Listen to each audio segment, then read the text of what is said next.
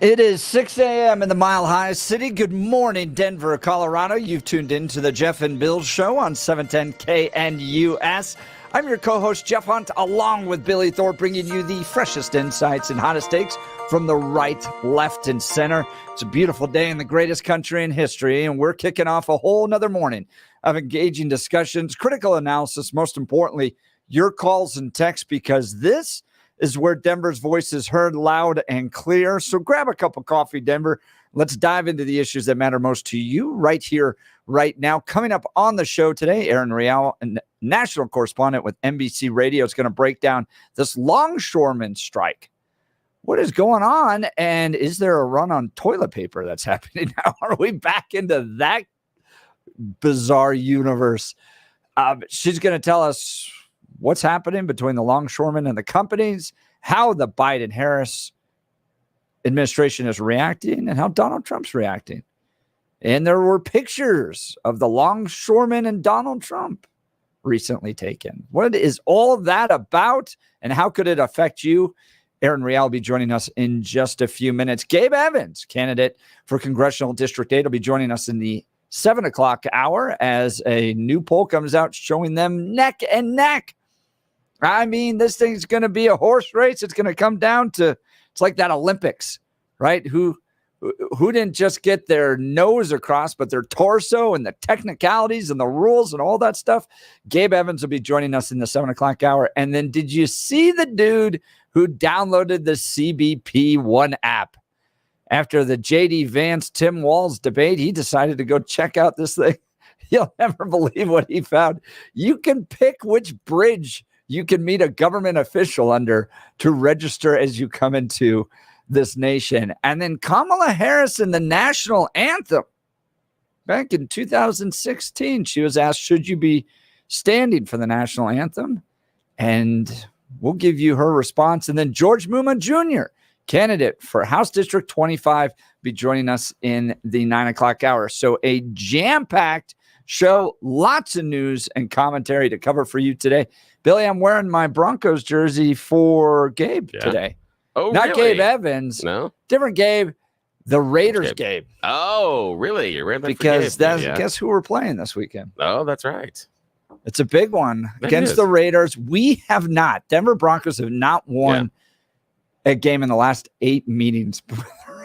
Yeah, and sad thing is we haven't deserved to. That's the issue. Is I don't like the Raiders at all, but we haven't deserved to win. I didn't know we were wearing Broncos jerseys today. I'll have to remember. I have to bring out jerseys.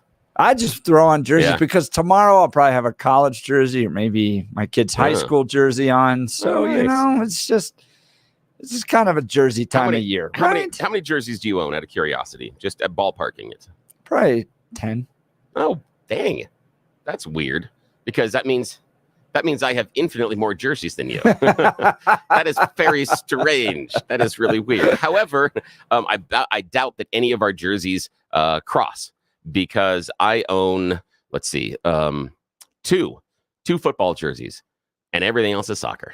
Yeah, what are the footballs? 2 Broncos jerseys. Yeah, I got 2 Broncos jerseys. You're a season ticket holder, so I've got 2. I've got 2 Broncos jerseys, but other than that, I must have. In fact, my wife a number of years ago said, "That's enough." So we now have a conversation we have to have before I get to buy any more soccer jerseys. And again, as I get older, I can't wear them as much as I did when I was younger. But I must have 35. Yeah, I've got to have at least 35. That's awesome. Jerseys. And they all hang up in your closet?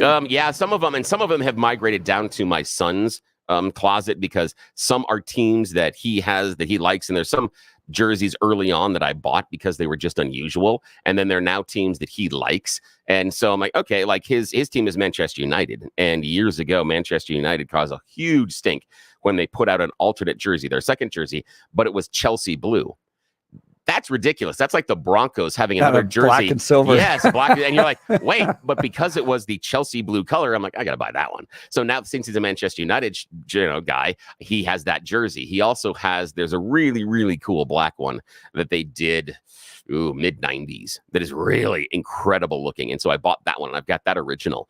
And he has that one that hangs in his closet as well. And there's one that I have from the year, I think it's 97, where they won the treble. for Manchester United. It's an iconic jersey, and I have that jersey as well. And so those are all down in his closet. So he gets to keep those. But and also I gave him some AC Milan jerseys because he's adopted AC Milan as his Italian team. And I'm an Inter Milan fan. So, but AC had some really cool jerseys. Again, I am somewhat agnostic. If you have a really, really neat jersey, I'll go out there and I'll buy that, even if I'm not necessarily a supporter of the team. Dude, the original Broncos orange. And that's what they're not that. Maybe 70s. Yeah, okay. Because I think that was brown and yellow. But the right. 70s Broncos orange, which is what this jersey is. Yeah. That's Man, nice. That's the sweet spot. And that's what they're wearing this weekend, too. Oh, that's wonderful. Yeah, I've got one blue one, an Elway, and then I have an obscure orange one that just right before they changed the Nike jerseys. I've got that last version, but it's a lineman jersey because. In fact, it's Keith Karts, the guy that blew out his knee, and it changed the Broncos rule because he was up doing the Bronco skiing thing at Winter Park that they did, the charity event, and during that he blew his knee out and couldn't play for the season. After that, the Broncos made a rule: no more doing that. Yeah, right. Yeah, you can't go and do that anymore after that. So yeah, they made the rules. So it changed the rules. That's why I've got that jersey as well. My best friend growing up was the son of a Denver Bronco, so we used to just hang out, and his dad was part of the line on the Orange Crush. Oh, John nice. Grant. Oh yes, yeah. So those were the good old days, man. How cool. Those were the good old days. Those were great. Erin Real will be joining us in just a second, national correspondent, NBC Radio, to talk about the Longshoreman and why dock workers are on strike on the East Coast. And it isn't just money. This was really interesting. In fact, they've kind of negotiated the money issue out. It's something else so big, so important that we will bring the East Coast economy to its knees unless they get it. You're not going to want to miss that. But first, news and comment with Blake Olson. Good morning, Blake. Hey, good morning, guys. You know what? I was driving all day yesterday, and I listened to that debate again. Oh, my God. It was even more dominating. Why would you do that? I don't know. I was a your little radio distracted. or something? Too. I wanted to change the channel. Yeah, I wanted to make sure that, he dominated debates like you, Billy. And it was incredible. I mean, I listened to it again. I tried to be objective, about it and let it marinate. And I listened to that thing again. And I don't know if there's been a better debater in a vice presidential or presidential debate than that. No, I agree. I mean, go back and look at all of them. Al Gore. Right. Yeah, exactly. No, it's true. Dick Cheney, your boy Joe Romney, Lieberman, Paul Ryan. Right. Yeah, no, yes. He was. Even though Paul Ryan actually that one of those in that vice presidential debate, he wasn't bad. Well, who was that against Biden? He wasn't bad. Yeah, no, he wasn't. But is engaging. And I'm still going back. The amount of ladies I have talked to that were like, he is so. Even my mom last night was. He is so handsome. See, I think I think you're right though. I think he's going to sway a lot of suburban women. I do. Or you too, Gal Powell. That's really funny because I was seeing things online yesterday. A bunch of people commenting, who gave him the sparkly pink tie and why was he wearing the guy liner? Yeah, he has those dark eyelashes, doesn't he? That may or may not have been enhanced with a slight piece of makeup. No, you think so? Yeah, absolutely. Come on. Absolutely. Yes. Yeah, absolutely. Really? Absolutely. Hey, it's that side that doesn't care if dudes wear makeup. Again, doesn't matter. And here's the thing: is you're a TV guy, you Blake. You've done the TV makeup thing. That's fine. And that's all it is. And so, the expectation of anybody to step out on that stage and not have any sort of TV makeup is ridiculous. No. I know that absolutely. I know they have the makeup, but the eyelashes. Absolutely. Well, no, he didn't do eyelashes. Eyeliner. What you do is it's a little bit of darkness, and he'll do it right under the bottom of his eyelid, right there at the bottom, right underneath where the eyelashes are. Gotcha. Yeah. Can we just talk briefly about how the ladies putting on the big fake eyelashes? That drives me nuts. Drives me nuts too. Our daughter, man. I'm like, my daughters too. Don't do my that. daughters too. Your eyelashes are beautiful the way they Here's the are. problem that I keep telling them is that when you do this, what you're going to do is you're going to eliminate your real eyelashes. You're going to be stuck doing this the rest of your life because you have to. because you're going to peel all the rest of the eyelashes and you're clogging the pores and everything else. Yep. Your eyelashes aren't going to be there anymore. Thank I'm you. like, yeah, I go, you want to do this? Like, you might as well just shave off your eyebrows and paint them back in too. It's just, you know what I did about 5 years ago? You're going to think I'm really that's funny. I did this about 5 years ago. You're going to think I'm really mean, but I pulled out video of Miss Piggy. And showed it to her. You know, I mean, because that's what it looks like. Yeah. I mean, you can take the most beautiful woman in the world, but you put that crap on there on your eyes. Yeah, I don't know any guys. I don't know any guys that are like, that's what gets me. Yeah, unfortunately, all of us are over the age of 35. Yeah, that's good point. And that's a problem. Everybody below that seems to be, and the thing for me is just it's just they're okay. I gotta say this. Some of them are cartoonishly large. You're like, you're not. Yeah, you're not fooling anybody. It's that there's no way that anybody's eyelashes are this big. Right. This is just stupid. I don't get it. Well. It's Halloween every day. Yeah, I know. Oh, well. All right. Well, thanks, guys. I appreciate it. Now I feel much better. I feel so much better too. It's like a cleansing. It's we've done well today. We've solved problems. Exactly. Yeah. And it's 52 degrees and clear outside in Denver. A beautiful morning. Expecting a high of 73 today. The 7-10 5-day forecast is coming up. Our top story: a 6th arrest warrant has been issued in the viral video of the Aurora apartment complex showing a group of armed thugs who most believe are associated with the Venezuelan gang Tren de Aragua. And they were knocking on doors, holding weapons. The final suspect in this case has been identified as 37-year-old Aiden Jose Ramirez Sanchez, who is wanted for first-degree burglary and menacing with a firearm. Anyone with information on the whereabouts of the 5 other suspects should call Metro Denver Crime Stoppers. Showing that video, the pictures and video of that rescue, and claiming that like they have some like government help with that. And I mean, even USA, I think it was USA Today, wrote an article about it. A Florida National Guard pilot frustrated because the government isn't doing what they need to do in the Southeast. The death toll has risen to at least 190 in the region, with hundreds still missing after Hurricane Helene and its remnants tore through the Southeast. Areas of North Carolina have been hit hard by floods, with the majority of fatalities counted there and property damage estimated to be in the billions.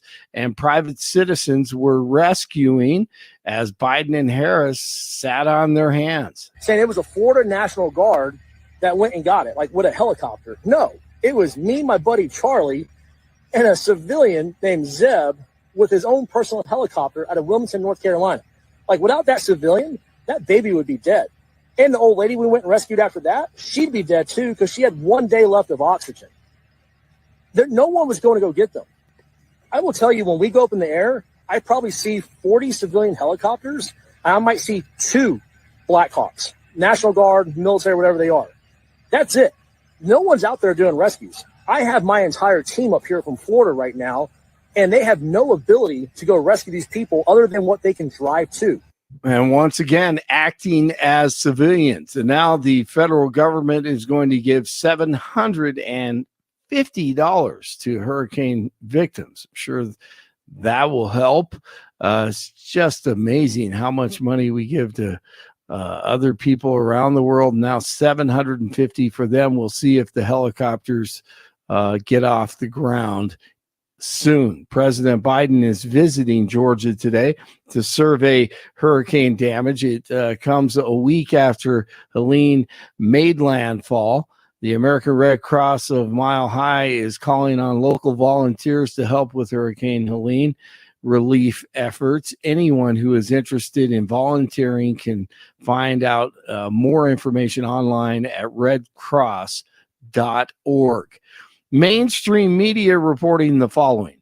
New details are being released related to the former President Trump alleged efforts to overturn the 2020 election.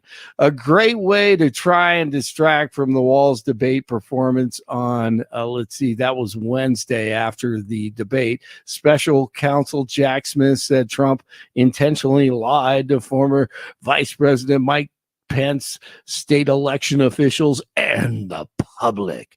Dun, dun, dun. The Trumpster sat down with Dave Ramsey and some great stuff. What we're doing is there's sort of a two-phase. Number one, I took taxes from 39% to 21%. You know that better than anyone.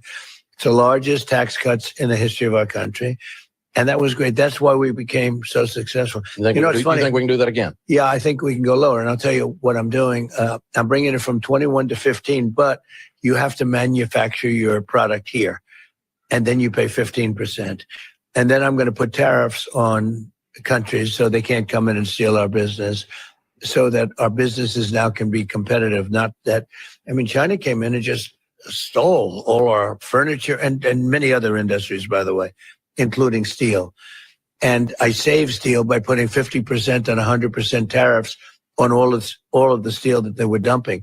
But we're going to do, so in other words, this is a dream for you then. We're bringing the tax rate from 21. Remember, it was 39, and it was really 50 if you add state and local and all of the other things. So we're going to bring it down from 21 to 15. I got it down to 21, which everyone said was impossible, and got it approved by Congress. So it's there. And we're going to bring that down to 15, but you have to make your product in the United States.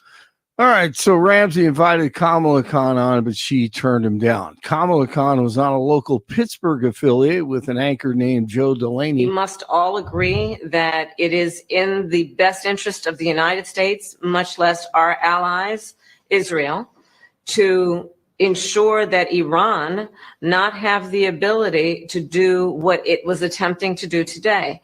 It is in American interest to make sure that we take seriously the threat Iran, that it poses not only to our interest, to our personnel, and into stability in that region, both Iran and Iran-backed terrorists.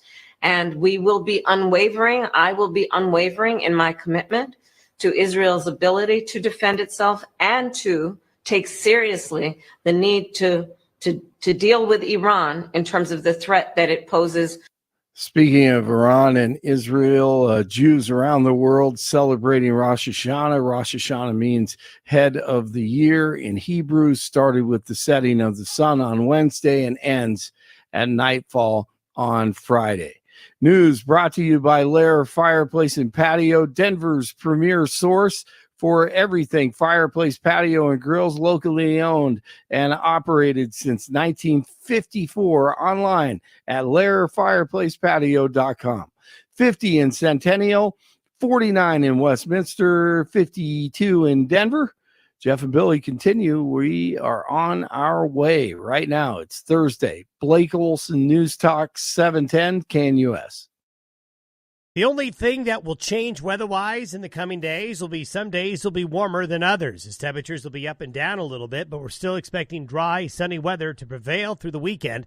Low 70s today, cooler tonight, low to mid-40s, back to the low 80s Friday, mid-80s Saturday, 70s and low 80s for Sunday through Tuesday, with dry conditions continuing.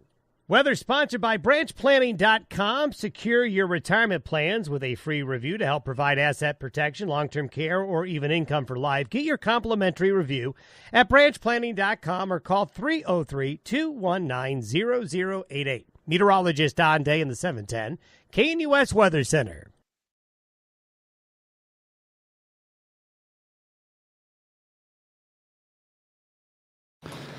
All right, dock workers and longshoremen in East Coast ports are now on strike in a major labor action with real consequences for the U.S. and international economy. Thousands of members of the International Longshoremen's Association stopped working Tuesday, striking for a substantial compensation increase and protections from automation after years of record profits for the shipping companies that employ them. Providing some analysis for us is friend of the show, Erin Real, national correspondent with NBC Radio. Erin, thanks so much for being on the Jeff and Bill Show. Yeah, thank you. Good morning.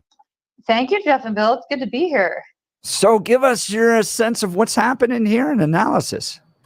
Okay, so what we're seeing is these longshoremen are not returning to work anytime soon. But with my analysis, and this is a personal opinion, but one that I hold very strongly, you don't need more toilet paper. I don't know why we do this as Americans, but every time things begin to go a little south, we think toilet paper will save us. I can assure you it will not. Also, fun fact, most toilet paper, 90% of it is produced here in North America, in the US and Mexico. So it's not going to be gone. What will likely be gone in the near future and first to see shortages of will be produce, anything perishable. If you like bananas, that might be a problem. But anything that you're seeing in short supply, it's from panic buying at the moment.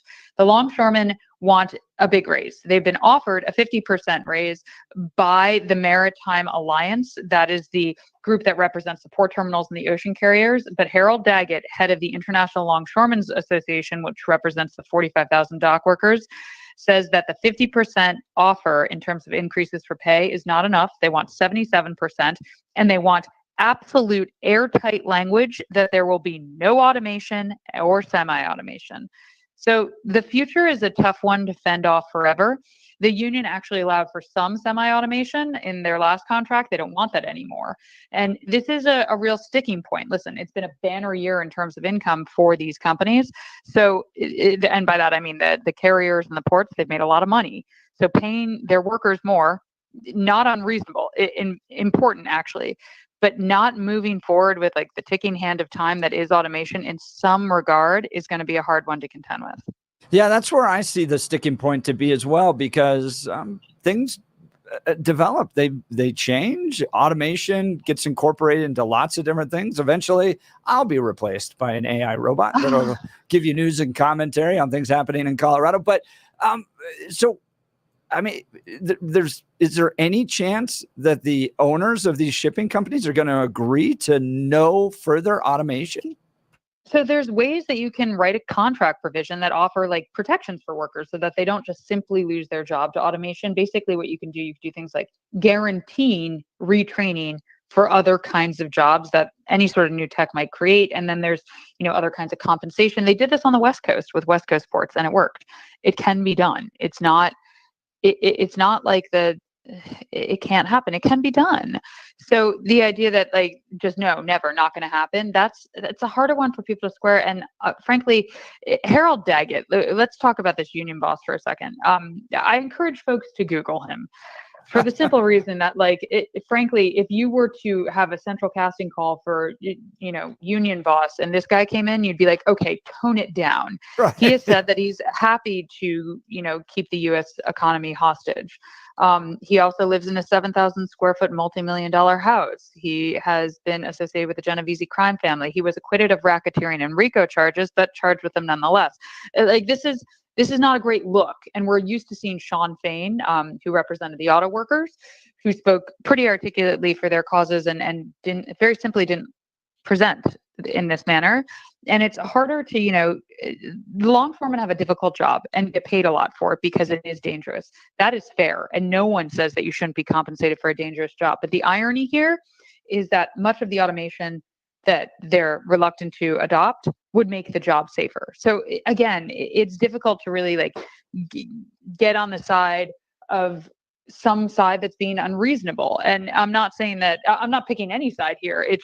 It's a difficult one to square when you're being offered a 50% raise, which most people in America are not being offered. And then beyond that, you're just sticking to your guns. You want 77%. Okay. And also there's a hard line of no progress for the future, whether you're Hollywood writers or auto workers. They all have similar concerns about the future and their jobs being done. Like you said, anyone, I'm concerned about it. Everyone should be concerned about it. But it doesn't mean there aren't opportunities within the new world in which we're entering. There are, and there will be, and some people will succeed. I always use the example of Netflix. If you guys remember, Netflix started off as a business that sent you DVDs in the mail. I can't think of anything less useful today. Now they decided not to die. They were going to evolve, and they're one of the biggest media companies on the planet. That's an example of moving forward with the times and using the chaos for potential. Erin Real, national correspondent for NBC Radio, joining Jeff and Bill live. We know your time is limited. I want to talk about the resolve on both sides. How long do you think the longshoremen can stick this out? And how long can the ports and the shipping companies stick this out? That many times leads us to, who's going to give in first. But also, I would just like you, in your opinion, to handicap who you think the American public is going to side with. Because in my opinion, many times who the American public sides with ends up being the side that is going to win. Your thoughts? So we know that unions have a lot of support publicly right now, a lot. Everyone is living through inflation. Everyone thinks, they do need wage growth in order to keep up with it and contend with it. Many are sympathetic to that. So if there ever was a time for the public to get on the side of the unions, it's now. Also, there's been record years in terms of profits for the shipping companies. So no, they have the upper hand going into this for sure. But the longer this goes on, the more people feel pain from it, the more supply chain disruptions we have. This could actually add to the inflation that we pretty much got under control. We're going to get to jobs numbers tomorrow, the first Friday of every month. So the Bureau of Labor Statistics will tell us how jobs are looking. This could undo a lot of the incredible progress we've made post-pandemic. And yes, wage growth is necessary to keep up with inflation. No one is arguing against that. We get it. So there's a lot of sympathy for the unions. Who will hold out longer? I can't say right now. We know that the coffers so basically there's strike funds so that they can stay on strike for X amount of days while still receiving some sort of compensation. When those begin to dry up, people come to the table. Also, federal powers are given to the president. He can enact something called Taft-Hartley. This is an act that was from the 1940s that creates this 80-day cooling off period where you force people to go back to work. They might drag their heels, they might not work as expeditiously, but they have to return to work. And this can only be enacted and put into effect if the safety or the health of the American citizens are at risk. We're not there yet. Biden has said he does not like this act and does not want to use it. He's also positioned himself as the most pro-union president ever. This is going to be a difficult one to contend with. This could very well be the October surprise of the presidential race, for sure. Erin Real, national correspondent with NBC Radio. Thank you so much for taking time to explain this to us today. Yeah, thank you Thanks, so much. guys. Have a great day. You too. Take care. When we return, I want to dive into how Kamala Harris and Donald Trump are responding to this strike. And as Erin mentioned, could this be a big impact in the upcoming election? We'd love to hear from you. 303-696-1971, 303-696-1971, or text the show, the Dan Kaplan text line at 720-819-5115. Look, are you a homeowner who's considering selling your home? Let Gabe Ribble and the Empower Home team use their database of over 14,000 ready buyers to get your home sold for top dollar. Many real estate agents make promises, but very few have the proof to back it up. The Empower Home team has review after review from families they have served that back up what they say. They net their sellers 6.1% more money on average, getting their sellers $30,500 more in their pocket. No matter who wins the elections, no matter what kind of market we're in, the Empower Home team brings both the experience and track record to help you navigate your home sale and get you top dollar. If your home doesn't sell, guess what? Gabe Ribble will buy it. That's her guarantee to you. Reach out to my friends and realtors, Gabe Ribble and the Empower Home team of Keller Williams by calling 833-301-SOLD. 833-301-SOLD, or go to gayhasthebuyers.com, GAYE hasthebuyers.com. We'll continue our conversation about the Longshoreman strike. You're listening to The Jeff and Bill Show. Denver's talk leader, News Talk 710 KNUS. At this hour, I'm Christina Awayo in Dallas, and here are your top stories.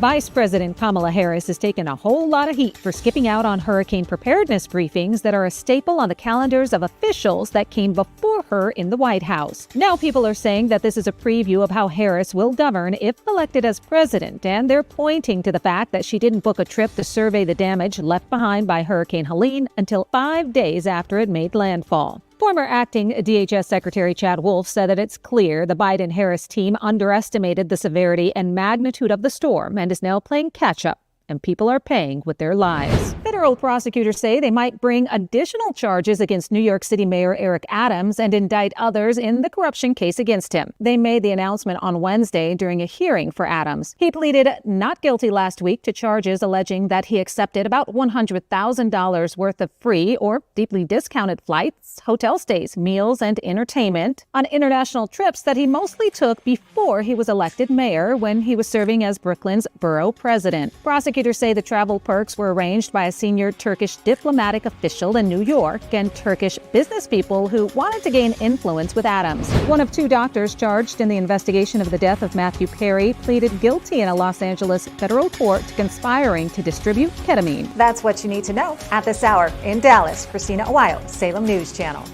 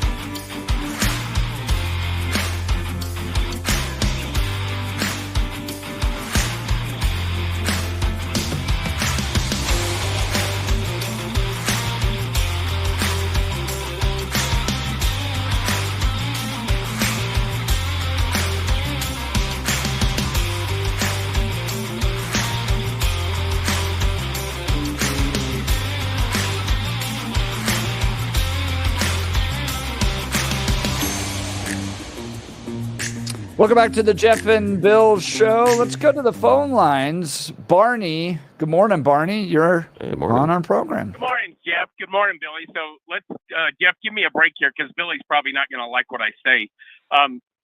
When we read about first up, I know two longshoremen that work out of the Houston port. They both make $150,000 a year. They don't work 24 hours a day, 7 days a week like they keep ranting and raving. They kind of work like truck drivers. They probably work 80 hours a week. They get their $40 an hour, and that's for 8 hours, and then they get their time and a half. And I'd be willing to bet weekends they get double time, blah, blah, blah. The crane operators are all making $200,000 a year. So regardless of what and by the way, us dumbass truck drivers in Denver that haul fuel, it's pretty common to make $150,000 a year driving a truck. You can be a high school dropout or you can be a calculus teacher. It works. You don't have to be very smart. Just a little bit not dumb. That's all. So when these unions have this attitude that we're going to shut the country down, screw them. To hell with them. You guys are not cute and you're not winning any support. And I can think of no better reason than to go fully automated like they do on the West Coast.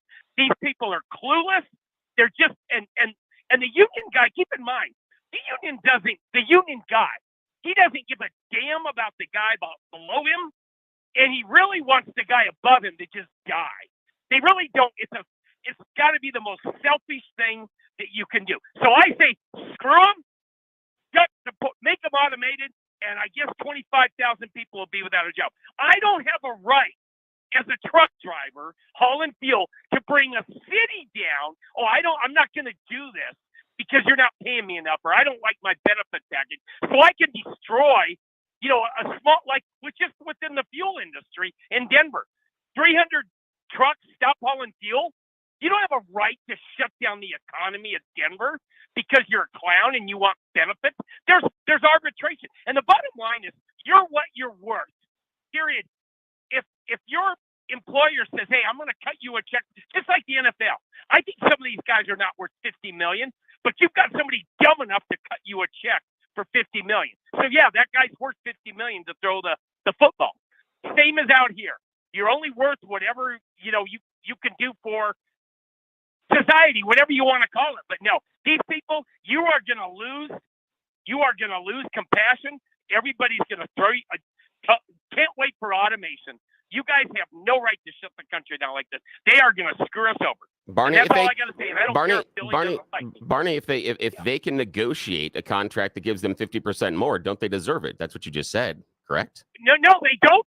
No, they Barney, just, you no, said that. because the unions put a gun to their head. No, but Barney, you said if you find somebody dumb enough to pay you, and if they come together in collective bargaining and they get the contract changed, then that's it. And guess what? Because the football players you're talking about making $50 million, they're also part of a union.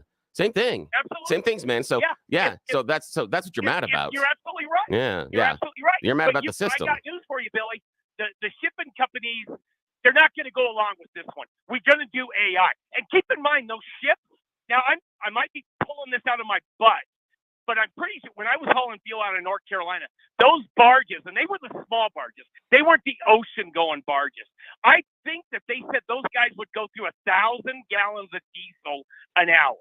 So I just wonder, I'm sure if they're idle and offshore, they don't go through that much fuel, but it costs a lot of money to run those. And look, there's a reason why most of these ships aren't flagged with the U.S. flag. They're all foreign countries because nobody wants to insure them, for one thing, and it's all the liability and the cost. They're all flagged under different countries. Almost all of them. I don't know what the percentage is. So, no, you're right, Billy. If these owners of these shipping companies are dumb enough there, and keep in mind, they keep saying 70%, and it's a $5 an hour increase. Total crap. 50% of 150,000 is 75,000. So after 7 years, they think they're going to be worth 225,000 a year doing the same type of job that I do with a high school, not even a high school diploma. Give me a break. Hey, Barney, I got a question for you. Barney, I got a question. Does this support Trump's argument that we've got to get our products back being made on this country? Yeah. And just the stupid mask that everybody wanted us to wear during COVID, it wasn't going to stop COVID from going down the mask to the surgeon saves you on the operating table from him spitting on you. Hey, That's Barney, all. Barney, hang on. Let's get away from the COVID thing. Come back to the union thing. The mask, no, but the mask, Barney. But you're mischaracterizing what the masks do, and we're not going to have that. We're not going to have that discussion today because you're 180 degrees off. You're going to go down that COVID thing. No, I'm not going to. You're the one. You're the Barney. Barney, calm down. Calm down. You're the one that started the thing on the masks, and the masks aren't there to prevent you from. Hang on, Barney. Barney, hold on. When the surgeon wears a mask during surgery, he's not there afraid that you're going to give him a virus. He is doing it to prevent you from getting a virus. That's the bacteria. Hold on. Exactly, Barney, but we're going to leave them aside. So that's your whole issue. Let's go back to the unions and why you're mad at the unions and why you can't go and get a union job. That's fine. Get mad about it. Buddy, I was in a union for 13 years. You can take your union and you can shove it. That's Never fine, got Barney. along with Barney, you're sitting here going, blah. You're so mad that the union they're working for gets them more money, and you're sitting and you're getting mad about it. You're getting mad about it, Barney. You have the freedom to go and join their union if you want to get paid that or not. And you left. You left. Yes. Look, Barney, you left the union. You are now a free bird. You were able to go and do whatever you wanted. Billy, I don't like get over the anger. That's fine. They can shut the country down. You're a typical liberal, Billy. I'm not a liberal. I do give a damn. You liberals, it's all about I'm not a liberal. I'm not a liberal. Yeah, you are a liberal. I am not. No. I may be left from where you are, but I'm not a liberal. Yeah, I think you probably are, Billy. I'm pretty damn sure you are. It doesn't matter. I know, Barney. It doesn't matter. It doesn't. It doesn't matter to you, Barney. It doesn't. You're just mad. You're just mad. You're just mad. You're just mad. And see, there you are, casting a whole bunch of personal aspersions about things I don't do nor ever claim. And you're, thank you. I know you are. Yep. That's all. Yeah. All right. They're clueless. Yeah. Hold on, Yeah. Barney. That's great. Yep. Barney, Exactly, Barney. Sure. Really? You've absolutely proved your You're point. you know what? Go kiss the unions butt all you want. Yeah. They're going to be Go ahead. gone. It's going to go automated. You're going to destroy the country, and we're going to sit back and take it? I don't think so. Yeah. So, Bill, I do have a Look at question. that. Bill, More I got a wages question and- for yeah, you that's is at what point do you think the American people will turn on the longshoremen? I mean, I think right now it generally hasn't really affected us, right? Because it builds up the supplies that our country has. And now we've got ships staying out there. And to Erin Real's point, I think there's an argument that people go, well, yeah, if I could get a pay increase, I would too. And so they have a sympathy on the pay level, maybe not to 70%. I think they'll probably settle somewhere in the 60s, probably 61%. But the automation, I don't see the American people being with the longshoremen on the automation. Here's the thing is, as Barney says, obviously I only care about myself and I'm unusual, and it's unusual for Americans. And when Americans are going to be angry about this is when it affects them, when they can't go to the store and buy the stuff they want, when they see the shortages and they have it. That's when you are going to see the American public turn on them, because it's going to be about them being selfish. Just like Barney says that I am obviously super selfish. So Barney must assume that I'm going to totally turn against the unions and be a pro workers, against the workers, and pro corporates, overlords, just as soon as the pain point hits me and I can't go and buy my bananas or my grapes or whatever the hell else it is. That's fine. I think the automation part is going to be more difficult. I think where Erin outlined it best is the automation can make the job safer. And I think that's where the longshoremen are going to lose this argument. But anybody that is looking at their job and thinking that, well, automation can come and take my job, isn't necessarily going to say and acquiesce and say, wow, this is great. Screw them. Take the automation. Just like Barney's going to be super angry, and I appreciate the call, Barney. If someone came in and said, your truck driver job, we're going to do AI. We're going to do AI drives, and that's it. And you're not going to be employed anymore. He would be super pissed about that. And why are you AI taking my job? But he's super excited to give away the jobs from longshoremen. And again, if he's unhappy with what the longshoremen are getting paid and he thinks they shouldn't be paid that, fine, go get the paycheck. Go get the paycheck. Or stand outside, Barney, and continue to scream at clouds. Either way, whatever it is that makes you happy. And I agree. I am liberal compared to where you probably are. But that doesn't mean that I am a liberal on the political spectrum. But that's okay. That's okay. Because we can all believe different things. Just like for years and years and years, I believed I was going to have to live the rest of my life in pain. I thought I was going to have to get up every morning and worry about what's going to hurt and what I'm not going to be able to do. But I'm no longer doing that, because no, I didn't join a union or become a longshoreman. I found friends at Balance Well Space, an amazing medical team that is brand new here to Denver, and they're changing the whole system. It's called integrative medicine. That means you can go to one appointment and get a whole bunch of treatments under one roof. You're not bouncing around all over town, appointment to appointment, different offices with a medical team that never discusses where you are in your pain journey. That's what Balanced Well Space does. They put together a custom pain plan just for you based on what hurts and what you want to do. Then they go to work. Now, we're talking about being able to do chiropractic care, neuropathic care, physical rehabilitation, wave therapy, trigger point injections, some cutting edge stuff that is straight out of Star Trek, and regenerative care. That's absolutely next level. Right now, as we're talking, I'm regenerating the meniscus in my left knee. My left knee used to be the weak one. It is now my strong knee. I'm doing bar trivia last night. I'm standing on my left knee, not on my right knee. It used to be my right, but my left is stronger now. I'm regenerating part of the disc in my lower back that was taken out from surgery more than 2 decades ago. They have destroyed the built-up scar tissue I have in my broken right shoulder. These are the things that they've been able to do to change my life, and my life with pain, now my life without pain. But I want them to be able to make the same choice with you. They have brand new offices in Lowry, right across from Hangar 2, plenty of parking, but they can't change your life. They can't take that pain away until you contact them. Talk to Dr. Jess, Dr. Julie, the entire team. They'll do a personal evaluation, and then they'll make your pain disappear. But you have to take that first step. BalanceWellSpace.com. BalanceWellSpace.com. They can make the same change in your life they have made in mine. But it can't start until you contact them. BalanceWellSpace.com. And do us a favor, tell them you heard about them here on Jeff and Bill. Helps us out. Like Iggy said, heck of a segue. Well done, Bill. All Thank right. You're listening to the Jeff and Bill Show. Denver's talk leader, News Talk 710, KNUS.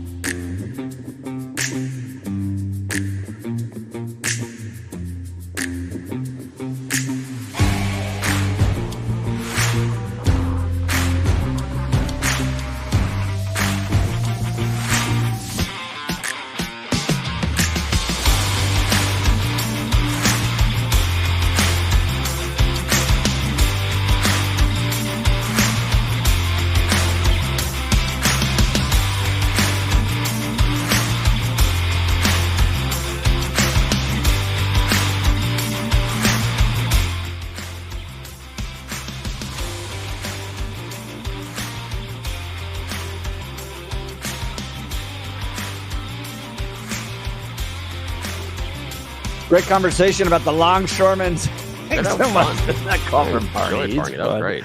Let's get to You Choose the News, Bill. Yes, it's that time of the morning where we get to make questionable decisions. It's what we call You Choose the News, America's favorite fake radio news game show. I've scoured the interwebs for moments to find really dumb stories about us humans, give them even more ridiculous headlines to play this fake radio news game show with you, Jeff Hunt, and Blake Olson. Gentlemen, here are your choices this morning. Headline number 1, misunderstanding of how it works. Headline number 2, classical gas. Headline number 3, terms and conditions to the rescue. And headline number 4, do you know who I am? Mr. Hunt. Classical gas. Classical gas. No, this is not Mason Williams' hit song. Actually, we're going to go back in time to Men in Black. Recently, Men in Black director Barry Sonnenfeld said, yeah, it's embarrassing, but Will Smith's a little gassy. Yes, he revealed during the 1997 filming of the action comedy, at one time they had to clear the set for 3 hours because of the app from Will. 3 hours? 3 hours. Yes, exactly. Yeah, they said he's that gassy. He said, Will's a really nice guy, nice to be around, but farts a lot. He said the most difficult time was one of the scenes where he's with Tommy Lee Jones and they're in a little tiny capsule. And because it has to be locked from the outside, and just as they start, he goes, oh, Jesus, sorry, Tommy. I'm sorry. No. Oh, Baz, get the ladder. And Tommy's like, no, it's fine. We'll get out. Don't worry. And yeah, they came out there and they had to take him out of the pod because they couldn't stand to keep filming because of the smell. So again, next time you see it, Will Smith is gassy. Just let you know. When he goes up stage, when he goes up on stage to punch Chris Rock, that's it. That's basically it. You know that he's gassing at the same time. Alrighty. Evidently, he didn't need to punch it. Exactly. He could have just crop dusted him and just kept going. Alrighty, Blake Olson. Misunderstanding of how it works. Terms and conditions to the rescue. Or do you know who I am? Do you know who I am? Do you know who I am? Thomas Maness, a Tennessee man, is suing the state after two state troopers for $1 million, alleging wrongful arrest. It stems from December 29th of 2023. He was pulled over in Monroe County for allegedly having illegally tinted windows. He doesn't say that's true. He says it's not true, but the situation escalated when the trooper involved noticed that Mr. Maness is the brother of someone that he knew and someone he doesn't like. He started to insist that Maness had marijuana in his car, couldn't provide any evidence, and Maness passed the initial sobriety test, but was still arrested for DUI and possession of drugs. When they went to the actual Crossbar Hotel, they tested his blood, couldn't find any alcohol nor any drugs, and he still was held in jail and taken a mugshot and charged. So now he's suing the county going, I had no drugs, you can't prove anything, yet you still arrested me. Maybe we don't do that next time. Is he a Republican? I have no idea. Didn't even check. Wasn't even talked about. The Democrats trying to...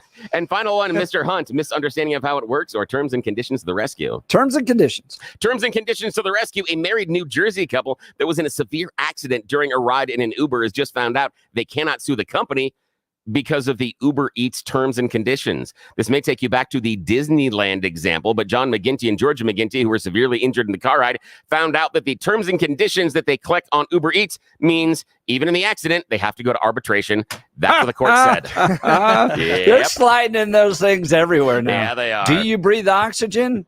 You must go to arbitration. Yes, exactly. Just don't click that terms and conditions. Gabe Evans, coming up in the 7 o'clock hour. You're not going to want to miss it. The Jeff and Bill Show. Denver's talk leader, News Talk 710 KNUS.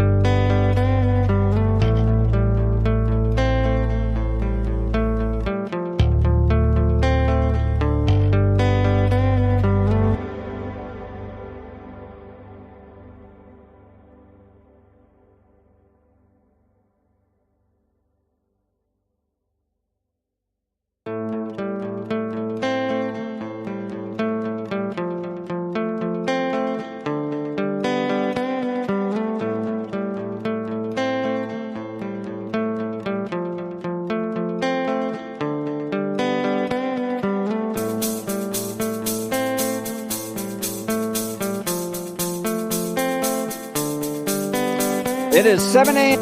in Mile High City. Good morning, Denver, Colorado. You've tuned into the Jeff and Bill Show on 710 KNUS. I'm your co-host, Jeff Hunt, along with Billy Thorpe, bringing you the freshest insights and hottest takes from the right, left, and center. It's a beautiful day in the greatest country in history, and we're gearing up for a whole nother morning of engaging discussions, critical analysis, but most importantly, your calls and texts, because if your name's Barney and you're frustrated with Billy, we would love to take your call. That was a fun call in the 6 o'clock hour. That was so much fun. I enjoyed that. Or Suzanne, who's frustrated with me, you're always welcome to call as well. That's the way we get it in this show and this job that we have. We get it from the right, left, and center. So grab a cup of coffee, Denver, and let's dive into the issues that matter most to you right here, right now. Maybe Eric, don't call. Eric, he won't call. That's the issue. He doesn't. I mean, I love Eric to death, but he doesn't have the stones. Eric is he is very fired up.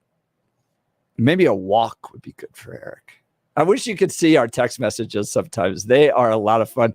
Join the conversation. I also don't think they know that all of us can see them. It's not a one-on-one conversation. Oh, well. Feel free to text us on the Dan Caplis Law text line, 720-819-5115, 720-819-5115. Let's check in on news and comment with Blake Olson. Good morning, Blake. Morning. I don't know.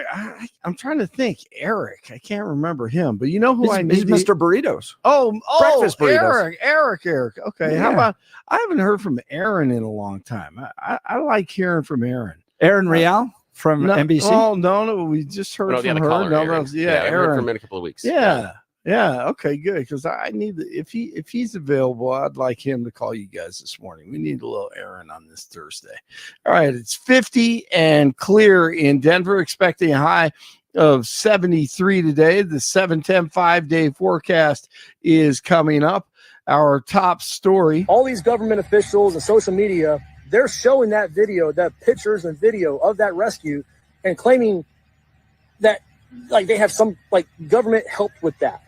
And it's not happening. Plenty of people frustrated, including a copter pilot who says the government isn't doing enough. And a desperate call is going out for more Coloradans to step up in the wake of Hurricane Helene.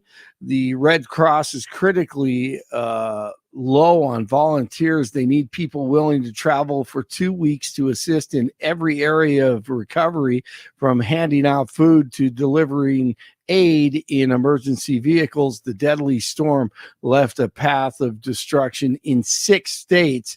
A task force of agencies along the Front Range is on the ground doing search and rescue. President Biden will be in Georgia today to survey storm damage. It's only been a week since the storm hit.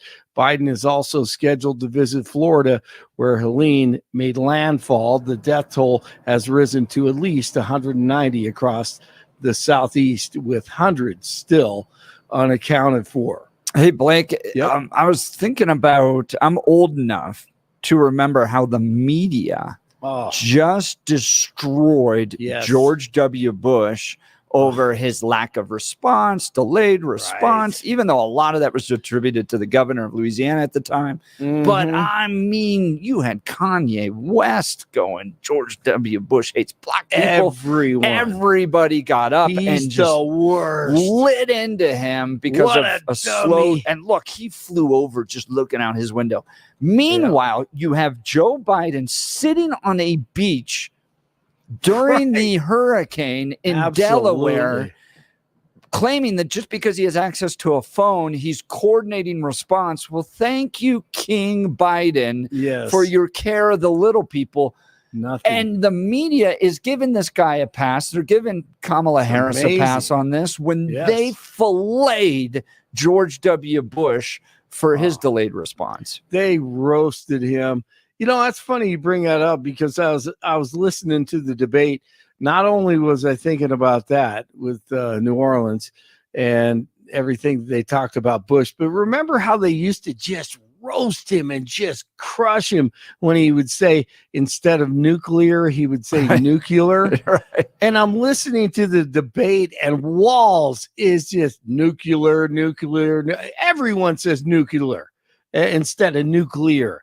And such a double standard, even though I'm not a big fan of Bush anymore either, because he's establishing it. Right, but I mean, you But just no, you I gotta totally get understand how the media works. They will give Yes. Democrats a pass. They will because the point is not talking about the news. The point is not about improving people's lives. The point, whether you're 9 News or the New York Times or the Washington Post or CBS, the point is to make sure Republicans don't have power. That is the point of the media. That's it. And they slit their own wrists.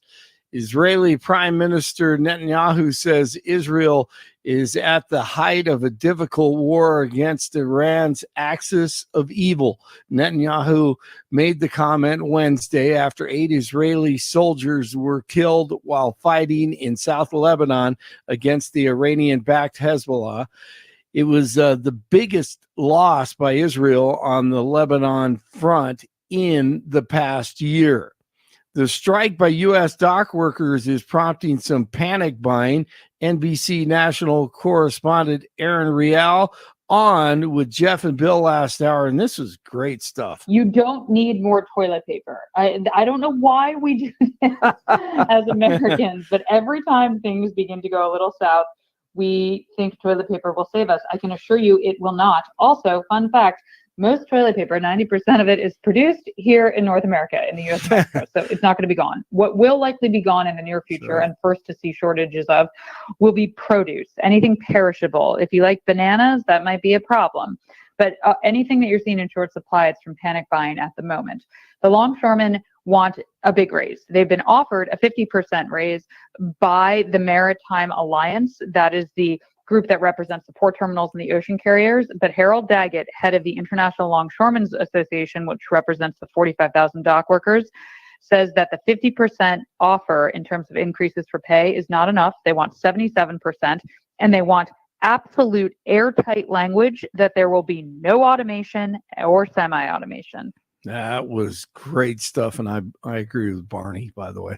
Tuesday's vice presidential debate drew in 43 million viewers. Nielsen figures show the age group with the largest viewership was those over the age of 55. I'm right there with them. I listened to it 2 times, which accounted for 29 million viewers. Minnesota Governor Tim Walz and Senator J.D. Vance sparred. They say sparred in this report over a number of topics, including immigration, gun control, abortion, and the economy.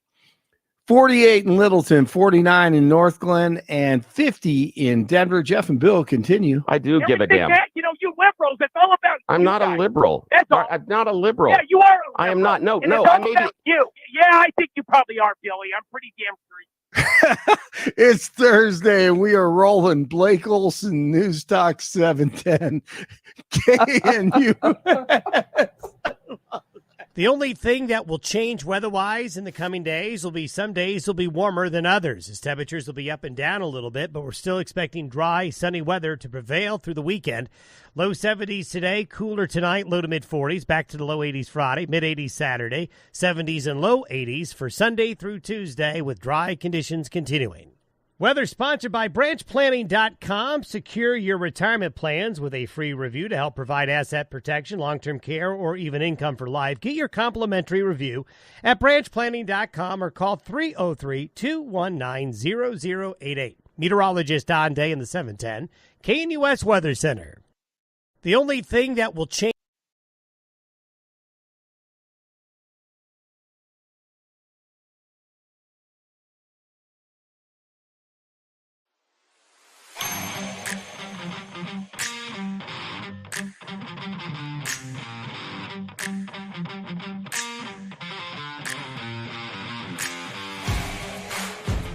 Welcome back to the Jeff and Bill Show. Very interesting poll coming out about the Congressional District 8 race. This is the northern part of Denver, Colorado. New poll.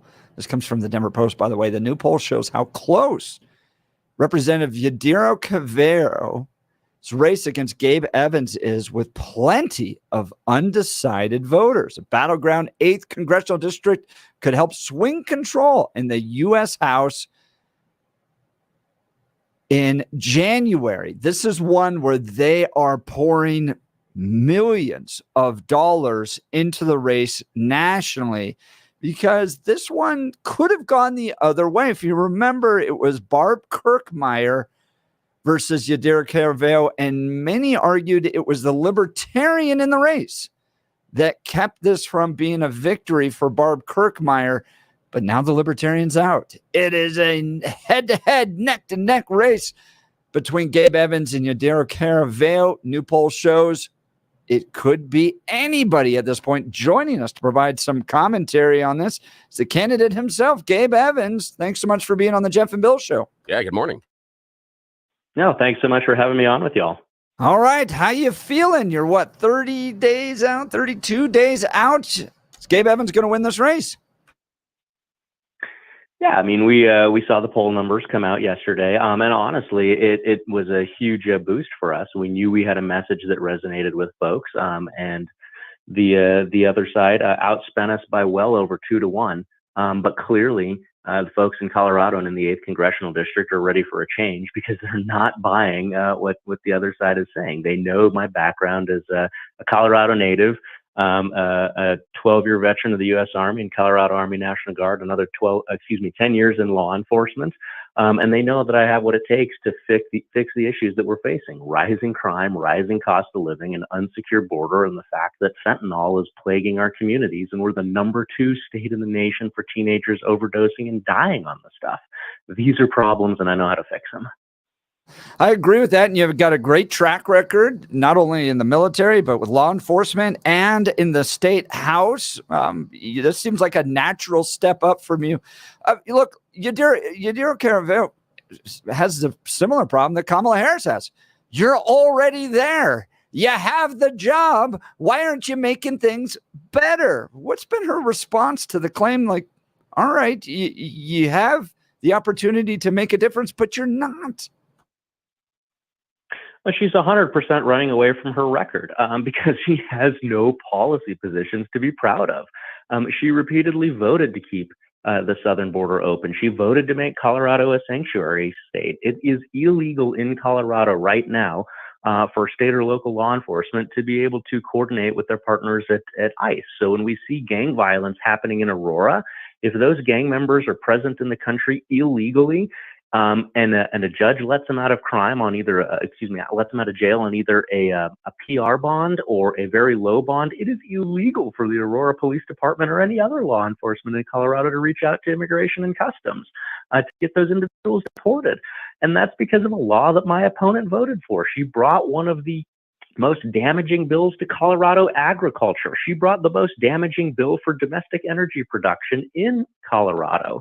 And that's costing the district billions of dollars, and it's truly exacerbating the cost of living crisis. She's continued to vote that way at the federal level. At the federal level, she voted to lower the penalty for people who commit crimes with guns, violent crimes like carjacking and burglary. And folks, they can see that. They know her record. And again, she's running away from her own record in this election. Because she's got nothing to be proud of. She hasn't made things better for anyone, and folks realize that they're ready for a change, and they know that I have what it takes to fix these issues. Let's look at the numbers on this poll. Republicans break for Evans, 86% to 10%. Democrats support Caraveo, 87 to 4%, while independents are more split. This is what I found interesting. Breaking in favor of Evans, 43 to 35. Said the executive director of the Emerson College polling. Independents in Colorado breaking for Evans 43 to 35. Why is that? Well, again, you alluded to it earlier. I have a record as well. I'm in a super minority down at the state capitol, 19 Republicans to 46 Democrats. And I still got almost 60% of my bills passed because I have that ability to focus on the common sense issues that bring people together. I focus on what unites us rather than what divides us. And I'm able to get stuff done. It's why 2/3 of the sitting mayors in this district have come out against the incumbent, are supporting me, because she's not representing their communities. She's not giving them the representation that they need. And so they know that they need a change for their local communities. It's why the Libertarian candidate has endorsed me, because they know that we have common ground when it comes to small government, more personal freedom, a better business environment, making sure that we're holding the federal government responsible for some of the disastrous policies that they have that are making our lives less safe and more expensive. And so I have that record of coalition building and being able to work with everybody in the community. And it comes about from the fact that, when I was a police officer, nobody cared whether I was a Republican or a Democrat. I didn't care whether they were a Republican or Democrat. All I knew is if I got called, we had a problem, and we had to work together to get that problem solved for the benefit of everybody in the community. That's what I'll take to Congress. Gabe Evans, candidate for Congressional District 8, joining Jeff and Bill live this morning. We're talking about a brand new poll that has come out. It broke, as you would assume, based on party affiliation, but the interesting thing lying inside is the unaffiliateds. Despite accusations of me being a liberal earlier this morning, this is the message that Jeff and I have been sharing for months now, that if the Republicans run on message and contrast the message with the Democrats, you can persuade the unaffiliateds. And right now, Gabe is up by 7 percentage points in unaffiliateds because of the message. Now, Gabe, you're talking about going out there, talking to people on the ground. What are the messages that are resonating? What are those core concerns you're hearing from the voters that they are fundamentally worried about? And what is the message that you've been able to share that's been persuadable? That's the things that we all would, know and suspect. When I knock on doors and I talk to folks, and I've knocked on hundreds of doors just in the last couple of weeks, what I hear over and over and over again, probably from 90% of the folks, is the border in some way or another. It could be the border with concerns about drugs and crime in our community. It could be the border with concerns about the drain on taxpayer resources. Why are hundreds of millions of dollars going to folks who aren't even legally present in the country instead of going to Americans who are suffering right now from a variety of different issues? And so the border comes up in a lot of different contexts. And folks know that as a combat veteran from global war on terror, as a cop for 10 years, that border security, national security, preserving the territorial integrity of the United States is critically important, not just at the border, but also the impacts in our communities, because it's something that I saw for 10 years as a police officer. It's something that as a husband and father, with kids that are in, school age, I want to make sure that we have resources for our schools and that our schools aren't being overrun and overwhelmed by having to go expend a bunch of additional resources to be able to find, the assets to be able to handle the massive influx that we've seen on our schools. And so people, they have a variety of different perspectives that they take on it, but border, and then the impact on cost of living, the impacts on community safety, when we see, like we see in Aurora, cartels and violent transnational gangs taking care of the situation. These are all the things on people's mind when I'm knocking on doors. Now, Gabe Evans, you just told us that you've knocked on hundreds of doors throughout Congressional District 8, talking to voters. Can you share with our listeners one surprising interaction with a potential voter that you had that made you think, just someone that is stuck in the back of your mind as you're knocking on the other doors, a person that, we don't worry about name or anything else, but what was that interaction that you have found to be either, emotionally significant or intellectually significant, or just something like, that was interesting. I'm glad I got a chance to talk to that person. What's that interaction? Yeah, so when I was a police officer, one of the things that surprised me was how few officers are actually on patrol at any given time, particularly when I became a watch commander. But then the more I thought about it, I realized it's because we are the United States of America. We are Colorado. We believe in self-government. And so there's a lot of folks out there that may not say a lot, but they're acutely aware of what's going on. I saw it as a police officer, and the fact that I could keep order in a city of 120,000 people with single-digit numbers of police officers. And I saw it when I was knocking on doors, just the questions and the policy concerns and the details that folks have as they either ask me their questions or want to understand my policy positions. There was one particular individual that I'm thinking of right now up in Greeley, knocking on doors. No, excuse me, it wasn't Greeley. It was northern Adams County, knocking on doors. And she had just at the tip of her tongue, knocked on her door. She didn't know I was coming. She had probably 10 minutes worth of questions for me across just a wide range of policy issues. And I was just so impressed with that interaction because it shows that the voters are paying attention. The voters are listening. The voters are aware of what's going on, and they're looking for folks that are going to actually present policy issues that are going to make their lives better, safer, more affordable, get the border secured, and address a lot of the problems that folks are concerned about. Talking with Gabe Evans, he's the Republican candidate for Congress in Congressional District 8. That's kind of the northern part of Denver. I want to switch a little bit from policy. You've been great on policy. Look, we're 30 days out. And at this point, a lot of it just comes down to that kind of gut likability that a candidate has or doesn't have. And I found this interesting in a recent poll about this race, the Emerson poll. Caraveo had a favorability of about 43% with an unfavorable view of 40%. You, Gabe Evans, clocked a 49% favorability with a 33% unfavorable, pointing to the fact that at this point, late in the race, people just like you better. Gabe, why do you think that is? Again, it goes to my background, right? I'm born and raised here in Colorado. My grandfather immigrated to this country from Mexico for the American dream. That's a huge part of my upbringing. The fact that I am Hispanic, the fact that 40% of this district is Hispanic, and like I tell everybody, my story is their story. My family, the Chavez side of my family, has lived the American dream. And I love this country. I served it for 12 years in the U.S. Army and the Colorado Army National Guard. I worked with our community every day for 10 years as a police officer. And as I said earlier, as a cop, nobody cared what political party I was. I didn't care what political party other people were.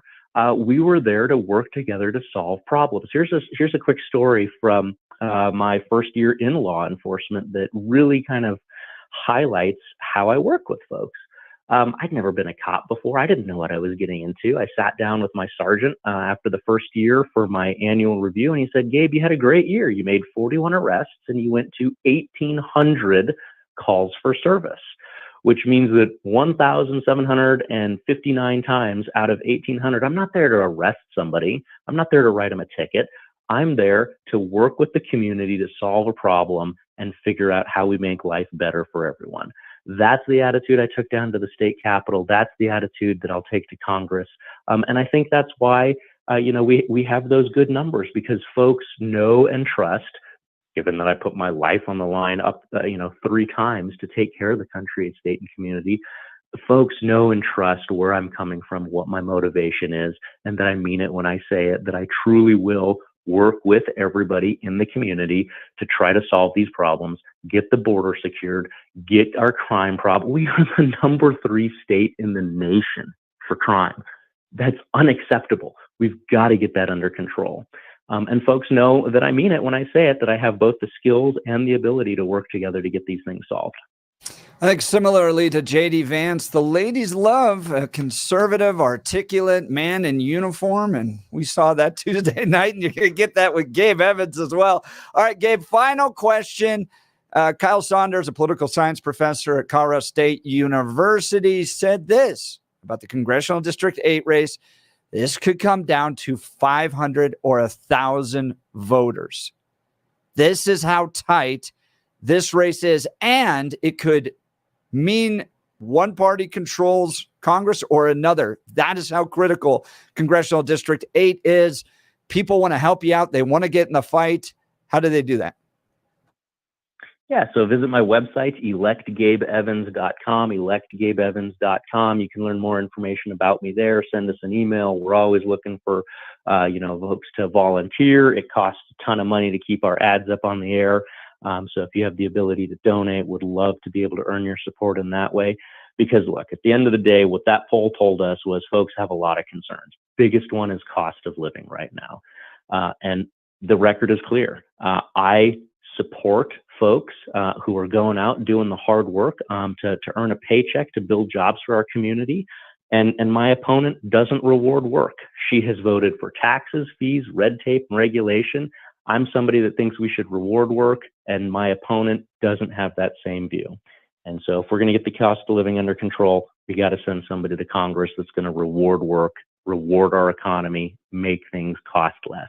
Yep, and stop government spending. An MIT Sloan report showed that most of the inflation, not all of it, but the biggest factor driving inflationary costs are government spending. So I know Republicans haven't been great about this in the past, but they're sure a heck of a lot better than Democrats when it comes to government spending. Gabe Evans, electgabeevans.com, electgabeevans.com in a horse race in Congressional District 8. It will come down to the wire. Anybody and all help he can get will make a difference. electgabeevans.com. Future Congressman, thanks so much for joining the Jeff and Bill Show. Yeah, thank you, sir. It's always great to be on with you all in the morning. Hey, good luck out there. Keep knocking on doors, shaking hands. Yep, that's what it comes down to. And having that award-winning smile. Yeah, I like Gabe. I like Gabe a lot. That story about being the cop was strong. That's strong. The idea that he didn't put people in the back of the car. That's strong. That's something that's a story you got to tell over and over and over. That's a really nice thing. And I bet that he does have that ability when he's out there knocking on the doors to interact with people in a way that most candidates don't. Yeah. Because he's had to do it. I mean, he's interacted with people normally on some of the worst things at the worst moments of their lives. Yeah. That's exactly yeah. right. So I think that's kind of cool. I think that's really neat. And I think that story where he bumps into the voter and she has a laundry list. Was that my wife that he ran into? I know. Because that's how she thinks. Here's the funny part, though, is it shows me that inside of CD8, and I do believe that elsewhere in Colorado, that even though the unaffiliated, the group that I belong to, are the largest voter bloc in Colorado, we are not dogmatic and we are persuadable. And it's all based on message and communication. If you can talk to us and sell us your message, we'll vote for you. But you've got to take the time to come to us and communicate, and don't do it with a lot of hyperbole and blather and vibes and other stuff that you make the case. Yeah. In fact, I was listening to an interview recently, and I won't go too far down about it, but talking about it was an examination of why Kamala is seeing some erosion in Hispanic numbers. And they saw the Hispanic numbers changing more in the last 3 to 4 election cycles towards Republicans. And this person, very intelligent, very connected with the community. If I said the name, you'd know them. And they said, it's because the Democrats aren't doing the work anymore. And the Republicans are. The Republicans are coming into the neighborhoods and they're talking to us. And they're talking to us about policy. They're not coming in and talking about grand ideas or anything else. They're talking about policy. The joy of politics. Yeah, that's it. And this person said that Kamala is in danger of losing an even larger percentage of the Hispanic vote unless she starts, not her personally, but unless the campaign starts doing outreach and getting into those communities. He said that there are activists on both sides in the Latino community, both that are conservatives and that are liberals, and they will work tirelessly for you. But you got to reach out and talk to them first. And he said right now, the Republicans are doing the work. The Republicans are taking the interviews. The Republicans are showing up at the meetings. And that's why you are seeing it. They're doing the hard work over the past decade, and they're reaping the results, where the Democrats had just taken it for granted that these people will vote for us. Yeah, it does matter a lot. It does. I think at this point we're running into just pure emotion voting. So you're going to see on either side, you're going to see the heat get turned to 11. Yes, right? you will. Like both of the sides are going to destroy democracy in ways we've never seen before, and all that. But a lot. So I will get text messages from very prominent people. Yeah. The day of the election, asking who they should vote for. You're like, what? Why am I in charge of this? Yeah. And then I'm like, really? You couldn't have just looked at it? And I love the fact you're talking about emotion. And Gabe was talking about the lack of it and how he can do the hard work and he dots the I's and crosses the T's and he can make that work. But too often times we play with emotion inside of politics because that's one of the greatest things in marketing. When you go and buy a car, normally one of the first 3 questions a person buying a car asks is, what color does it come in? Normally, that's one of the first two. Interesting. And here's the reason. A white car doesn't go any faster than a black car. A red car doesn't perform any better than a blue car. A yellow car doesn't have a better gear ratio and better torque curve than a silver car. But we're worried about what color it comes in because the color is emotive. We are attached emotionally to the color. That is more important to us in making our buying decision. And chances are, if you have identical cars, but they have the one in the color that you like, you'll pay more for it because of emotion, despite the fact that there's no difference in them. That's why we're going to see the emotions in the election. Same thing. I think that's a big reason why Gabe Evans is a good chance here, because I don't know that much about you, Derek Caraveo, and what I've seen, I don't really like. So, granted, I don't live in that district, but it's not that far away from here. No. So, a nice, likable guy with great background history who's smart and intelligent, just like J.D. Vance. Got that award-winning smile. I think he has a good chance. His background is solid. So, yeah, he's about as solid as it gets here. Yeah, he's got a great shot at CD8. Speaking of solid, let me talk to you about my friends over at Advanced Hair Restoration. They're delivering solid services for those seeking to grow their own natural hair. For many of us, it's happening. Your hair's thinning, your crown's disappearing. Maybe hair loss has you feeling your identity is lost altogether. Well, I've got good news for you. It's an incredible yet simple one-day treatment that starts growing your own natural hair the very next day, and it's guaranteed to grow for life. It's the Advanced FUE from Advanced Hair. We've all seen the pills, lotions that come with monthly subscriptions. They help retain what you have, but what if what you want is your own natural hair permanently growing in specific areas? From Advanced Hair state-of-the-art facilities to world-class Dr. Tanya Pauls, it's not maybe will your hair grow. It's guaranteed that your new hair will grow. You decide how much, how thick, and where. It's why Advanced Hair is the winner of Westward's Best of Denver. For your free consultation, $250 off, and 250 free hair grafts. Call 720-459-HAIR. That's 720-459-HAIR or advancedhair.com. Advancedhair.com. We'll continue with the Jeff and Bill Show. This is Denver's Talk Leader, News Talk 710 KNUS. At this hour, I'm Christina Aguayo in Dallas, and here are your top stories. Senator J.D. Vance is back on the campaign trail, making a stop in the key battleground state of Michigan, while people across the country are still praising the Republican from Ohio for his performance during the CBS vice presidential debate, especially his closing remarks calling for a change. They're not going to be able to live their American dream if we do the same thing that we've been doing for the last 3.5 years.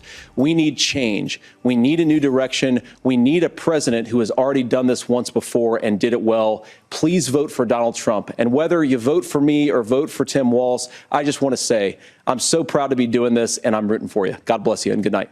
Tennessee state authorities said that they are investigating the company that owns a plastics factory where 11 workers were swept away by flooding unleashed by Hurricane Helene. As the nearby river swelled from rainfall, employees in the Impact Plastics factory kept working. Several said that they weren't allowed to leave in time to avoid the storm's impact. It wasn't until water flooded into the parking lot and the power went out that the plant shut down and sent workers home. Several never made it. The raging water swept 11 people away and only 5 were rescued. 2 of them are confirmed dead and are part of a toll across 6 states that has now topped more than 170. ABC News and its local stations laid off 75 people this week as its parent company Disney continues to cut costs. In Dallas, Christina Aguayo, Salem News Channel.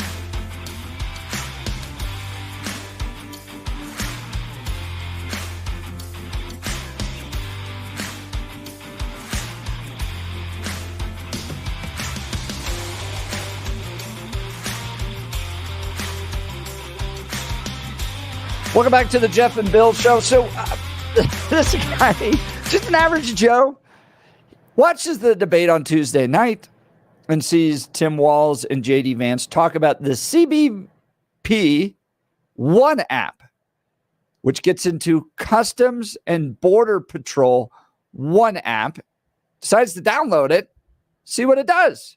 Here's his experience. After watching that vice presidential debate last night, I was curious just how easy that CBP One app was to use. So I downloaded it. So once you create an account from the main page, you just have to choose if you're the smuggler or the smugglee. Then you just got to fill in basic info, first name, last name, all the basics. I don't know my gender yet. I'm still figuring that out. Now it's time to take a selfie, and passport or any identification is also optional. Then it asks you which state you're headed to. I said I didn't know the address. I didn't know the city. I just chose California. And then I added the first zip code that Google gave me for California. And that's it. I'm good to go. It does let you choose between like 8 different bridges to meet under. I chose the Eagle Pass Bridge to meet under. I just have to wait until noon, so a couple more hours to actually make my appointment. Now I know what you're saying. That's not you. That's Carlos Mencia. Correct. I was just trying to show you how easy it was to register. I'm just a white dude from Michigan. This took me 5 minutes. Someone who really wants to get into this country, get temporary asylum with open-ended expiration dates, they'll just use their own picture. I said I have no documentation. I have no ID, no passport, no license. There is no way to cross-check who I say I am with who I really am. All they go off of is the picture that you submit. So that would be one thing, right? That experience in itself. And what got me was pick the bridge. You'll meet the government official under, what are we, the Colorado Republican Party? Or a bunch of billy goats. But yesterday, a DHS Inspector General report came out, and the independent investigator found that the Customs and Border Patrol, ICE, and TSA did not fully assess risks associated with releasing non-citizens without ID into the U.S. and allowing them to travel on domestic flights. You've probably seen some of these videos where it's like they're hiding people, right, in the airports. And people are asking what's going on, and you get these like stern responses, and they tell you to stop recording and all that. Well, that's part of this process. Here's the key finding. Under current processes, the Customs and Border Patrol and ICE cannot ensure they are keeping high-risk non-citizens without identification from entering the country. Additionally, TSA cannot ensure its vetting and screening procedures prevent high-risk non-citizens who may pose a threat to the flying public from boarding domestic flights. Come on, people. Gosh, you're going to make an American take off all their shoes and get their pictures taken and go through all this stuff, and you got to have ID. And how many people have you known that had their wallet stolen and had to get something done in a foreign city or a city they don't live in, all because they didn't have their ID?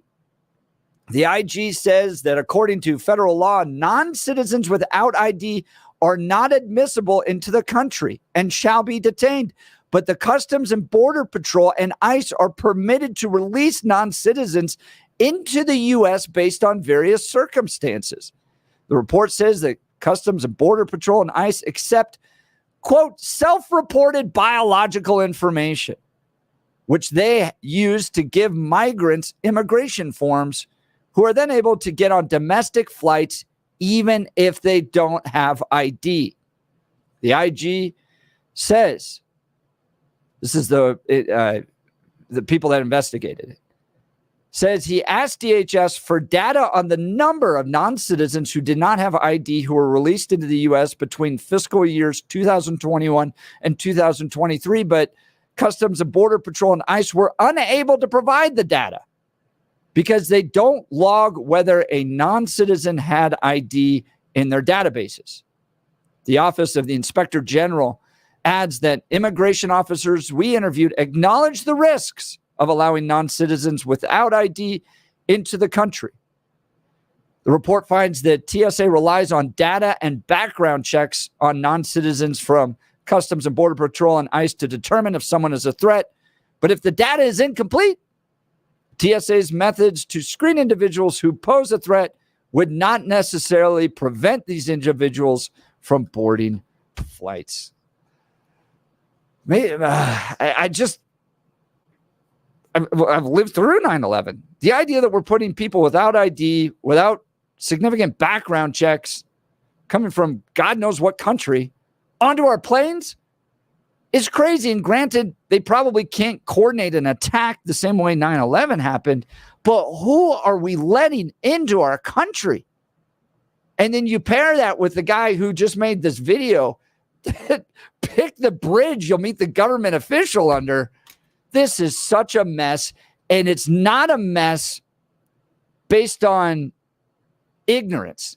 This is deliberate failures of our government that apparently just want these people in our country. I don't get it, Bill. Well, and here's a couple of things. One, while the guy's video that we played, it's a cute trick, didn't accomplish much. He has an appointment. He wasn't released into the country with this Carlos Mencia fake picture to come and do crimes or anything else. He has an appointment with an asylum. It's a guy under a bridge. But hang on a sec. But what he did is he used an app to schedule an appointment. That's it. That's all he did. It's step one. Yeah, I know. Okay. Same thing. So again, what I'm saying is it's a cute trick, but it didn't prove what he thinks it proves. But when you combine that with this report, you have step one, and then you have an Office of Investigative General report that says all the steps way through, they're not checking anybody's ID. They're letting people in. But they do check some of them. And I do agree. And I have been saying this, and we're going back months, that the process is broken and that nobody wants to fix the process. That's what I've been screaming since we started the show. The process is broken, and neither side is interested in fixing the process. And the dude on the video, again, it's cute, but all he did is get an appointment. He didn't do anything else. He didn't get any illegal in the country. He has no proof that he would have been able to show up and be given entry into the country based on not having any other data.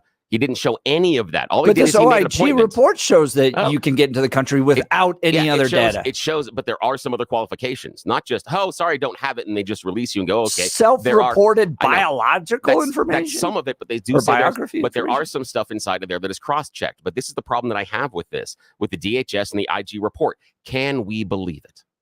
And this is the reason I asked that question, is because when the FBI comes out with crime data, I hear from certain people, well, especially people that belong to MAGA, we can't believe it because it's the Biden White House. When they come out with jobs data, we can't believe the jobs data because it's this. When we have other data, we can't believe it because it's Biden doing this and they're weaponizing the Department of Justice. So, and this is Andrew Mayorkas's Department of Homeland Security. But he's the guy that's not working. He's the guy that's doing all this bad stuff. How can we possibly believe the Biden administration and their investigation? Because what I'm going to say is this, is I would submit that if this came out and said, look at all the wonderful things and how we're preventing the illegals from coming in, everybody would go, no, that's a lie. That report is a lie. But because it confirms what we already think happens, now we accept it being true. I just want to point that out. But I think that's really important. Well, because look, if there were no illegal immigrants, if there were no apartment complexes taken over by Venezuelan gangs and all that stuff, and they come out with a report saying, oh, they're just essentially allowing people in without any ID, we'd be like, well, that doesn't seem right. But when you have 10 million people that have shown up in this country, and then you have a report showcasing that our government isn't checking their IDs at all, but remember, they seem to merge together with me. But remember this, that 10 million number is also disputed by MAGA. It's supposed to be much larger. Donald Trump says he thinks it's over. That. I know, but hang on a sec. But that's the number we get from the government. And so this is the idea is we get that number from the government, yet we can't believe it. Yet we get this report from the government, and now we have to believe it. And all I'm saying is this. All I'm saying is we spend too much time, and I'm going to assume this for the discussion. This report is right. I see nothing to say that it isn't. And it also does confirm some things I thought happened as well. I'm not sitting here pushing back and saying the report is wrong. I'm just pointing out how oftentimes in America now, we decide what is true based on our politics before taking a report like this, internalizing it, and then letting it adjust our politics. Because people that are in favor of more immigrants coming in should look at this system and think, this is not okay. Right. That's what should I agree happen with you on this that. information. And this reinforces everything I've been saying. This is not okay. The idea that you can get an appointment with only self-reported biometric data, okay, I'm fine with that. But what's the adjudication process after? What does that person look for? But and see, we don't Bill, know what that process is, and we can think see that their this holes here. is deliberate. Really? I don't think it's just broken because of incompetence. I think that the order coming down from on high is if they have no ID, you can rely on self-reported biographical information. That's fine because we don't mind these people coming into our country. Okay, then help me understand this. If this is intentional, yes, why release the report? Why? Because the OIG is a little bit independent. But they do could've- you they think could've said Biden- Kamala Harris could have squashed this report? I don't know. I don't know those details. I don't think the vice president has any of that power. Right. But the president might. And that's the issue. This is the idea. Is remember, it's the president. Is he all there? Well, here's the. But again, it's not him. According to some of our listeners, it's Barack Obama. So why would Barack Obama allow this report to be? And this is what I'm talking about our preordained conclusions. But this is exactly part of it. You think if they could, they would have tried to stop this? I think they absolutely would. 30 days out from an election, have tried to stop this. Here's the thing. Because I think the release on the Jack Smith thing yesterday was very deliberate. Yeah. And here's the thing is what you're looking at. It's inside the administration. You have the independent counsel coming out and releasing a report, and you have come to the conclusion that it was done on purpose by the Biden administration. Here we have the inspector general, an independent office, releasing a report. Yet you But it wasn't Jack Smith that released it. It was the judge. But it was the judge. Wasn't And it? again, yeah, it was the judge. But again, judge is independent of what Biden's administration does. So the issue is there. And that's the thing is that this is exactly what I'm talking about, that the stuff that we dislike, well, it obviously was done to hurt our candidate or to do this or to lie to us. But the stuff that we agree with, we then come to the conclusion this is absolutely 100% true. I'm just trying to point out the cognitive dissonance that we are having in the conversation. And then we can talk about the idea is the holes that you would let anybody in without having any verified information is absolutely completely stupid. And yes, we should change that rule. Yes, we should. You don't think this is deliberate? You don't No. think that the government is allowing people in, non-citizens without ID, purely based on self-reporting biographical information with on accident, out of incompetence? Yes, out of incompetence. Oh man, Yes. Have you been paying This attention is to what our I would government? love. This is where Have I'd you love to watched get our our callers. government? I think this is deliberate. Give us a call 303-696-1971 or text the Dan Caplis Law text line 720-819-5115. You're listening to the Jeff and Bill Show. Denver's Talk Leader, News Talk 710 KNUS.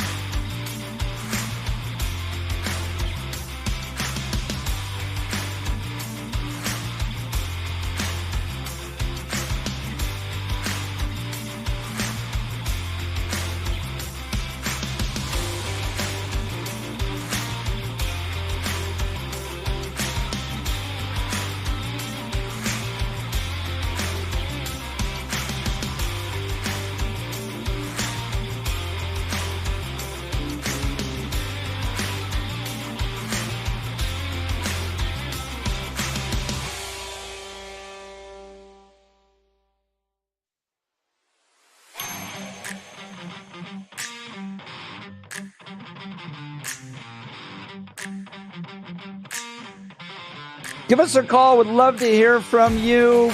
Big report coming out from the Office of Inspector General at the DHS yesterday that the Border Patrol, ICE, TSA are not fully assessing risks associated with releasing non-citizens without ID into the U.S. and allowing them to travel on domestic flights. My goodness. We'll continue the discussion. Phone lines are open. You're listening to The Jeff and Bill Show. We're Denver's talk leader, News Talk 710, KNUS.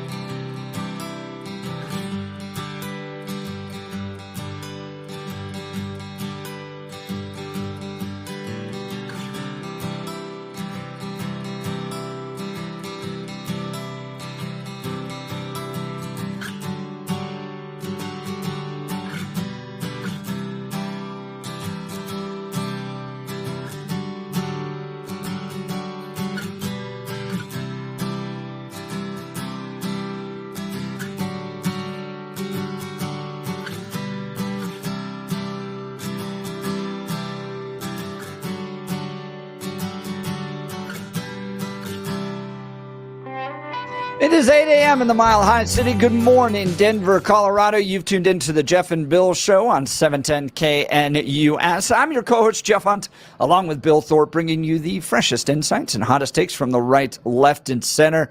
It's a beautiful day in the greatest country in history, and we're gearing up for a whole nother hour of engaging discussions, critical analysis, and most importantly, your calls and texts, because this is where Denver's voice is heard loud and clear.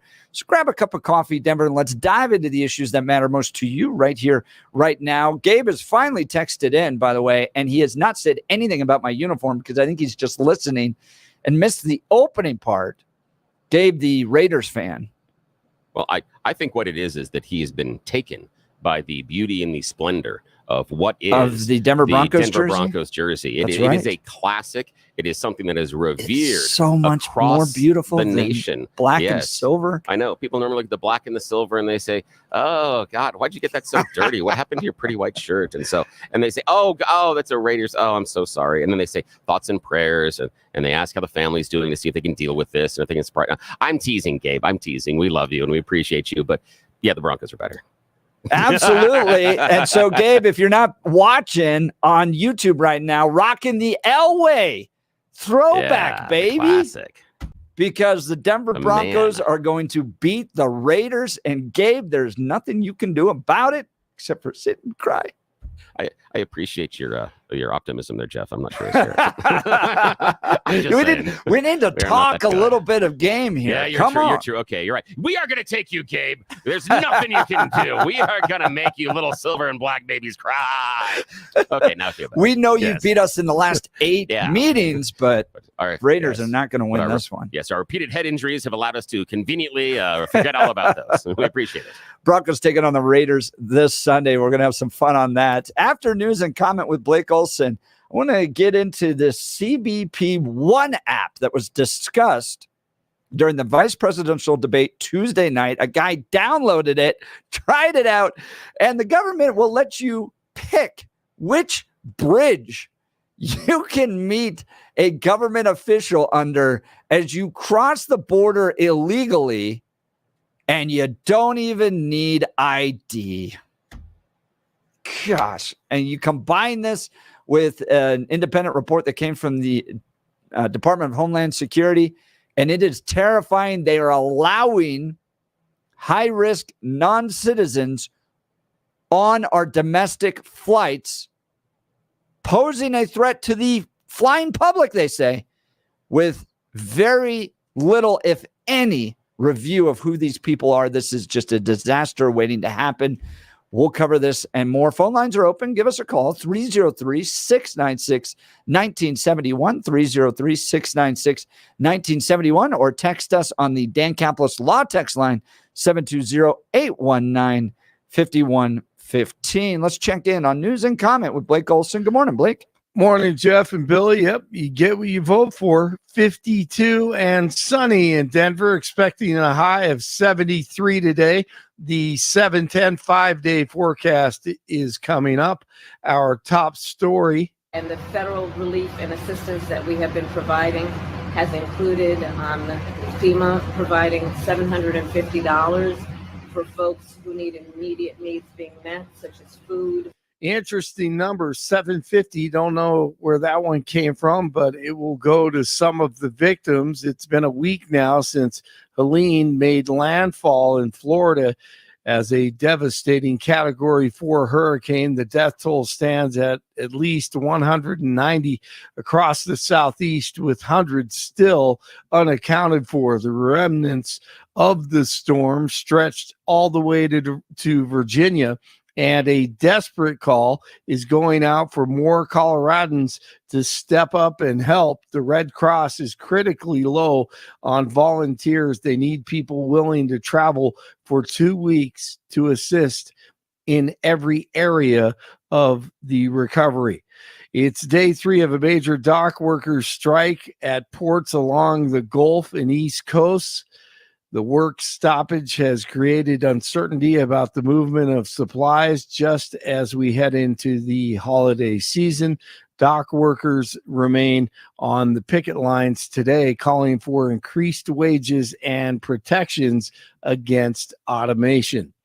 Weekly jobless claims are up. The Department of Labor says in the week ending September 28th, initial claims for unemployment insurance rose by 6,000 from the previous week to 225,000. Former President Trump will be hosting an October 7th remembrance event at a Trump resort near Miami. The former president says he'll bring together Jewish community leaders that night to honor the lives of the 1,200 people killed in what was the largest mass murder of Jewish people since the Holocaust. Trump just did an interview with Dave Ramsey, while Kamala Khan hasn't accepted an invite on the show. We make so much progress. We're doing great on the campaign, as you probably see. We're leading in the campaign now and doing well. We beat Biden, and we were up so far on him, and then they said, that's like a fight. You're in a fight, and they changed the fighter in the middle of the right in the middle of the fight. They changed the fighter, and now we're beating her very badly. I'd be so interesting to see her in your show, because I don't believe that she would be able to answer any questions on what you discuss better than anybody else. Well, I'm happy to have her if she'd come. I'm sure she would be. I'm sure she'd love to come. She wouldn't come.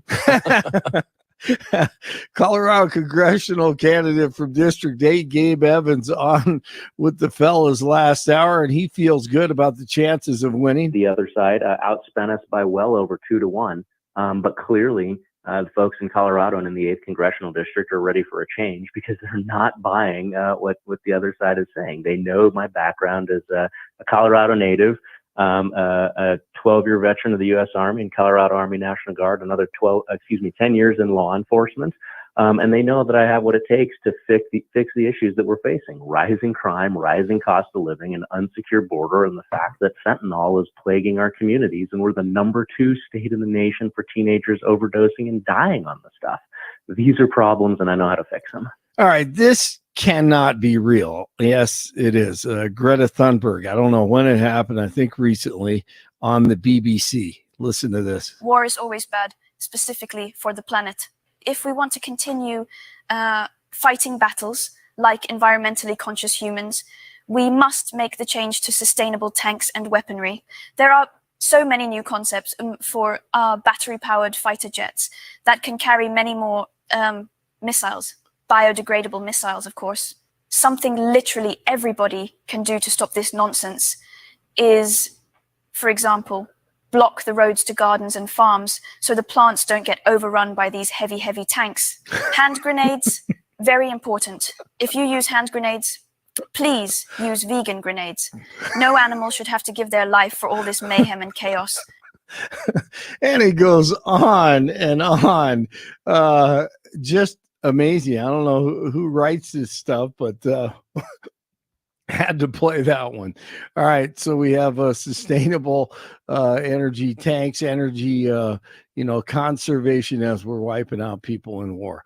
48 in Boulder, 50 in Englewood, 52 in Denver. Jeff and Bill continue. It's Thursday. Blake Olson, News Talk 710 KNUS. The only thing that will change weather-wise in the coming days will be some days will be warmer than others, as temperatures will be up and down a little bit, but we're still expecting dry, sunny weather to prevail through the weekend. Low 70s today, cooler tonight, low to mid-40s, back to the low 80s Friday, mid-80s Saturday, 70s and low 80s for Sunday through Tuesday, with dry conditions continuing. Weather sponsored by branchplanning.com. Secure your retirement plans with a free review to help provide asset protection, long-term care, or even income for life. Get your complimentary review at branchplanning.com or call 303-219-0088. Meteorologist Don Day in the 710 KNUS Weather Center.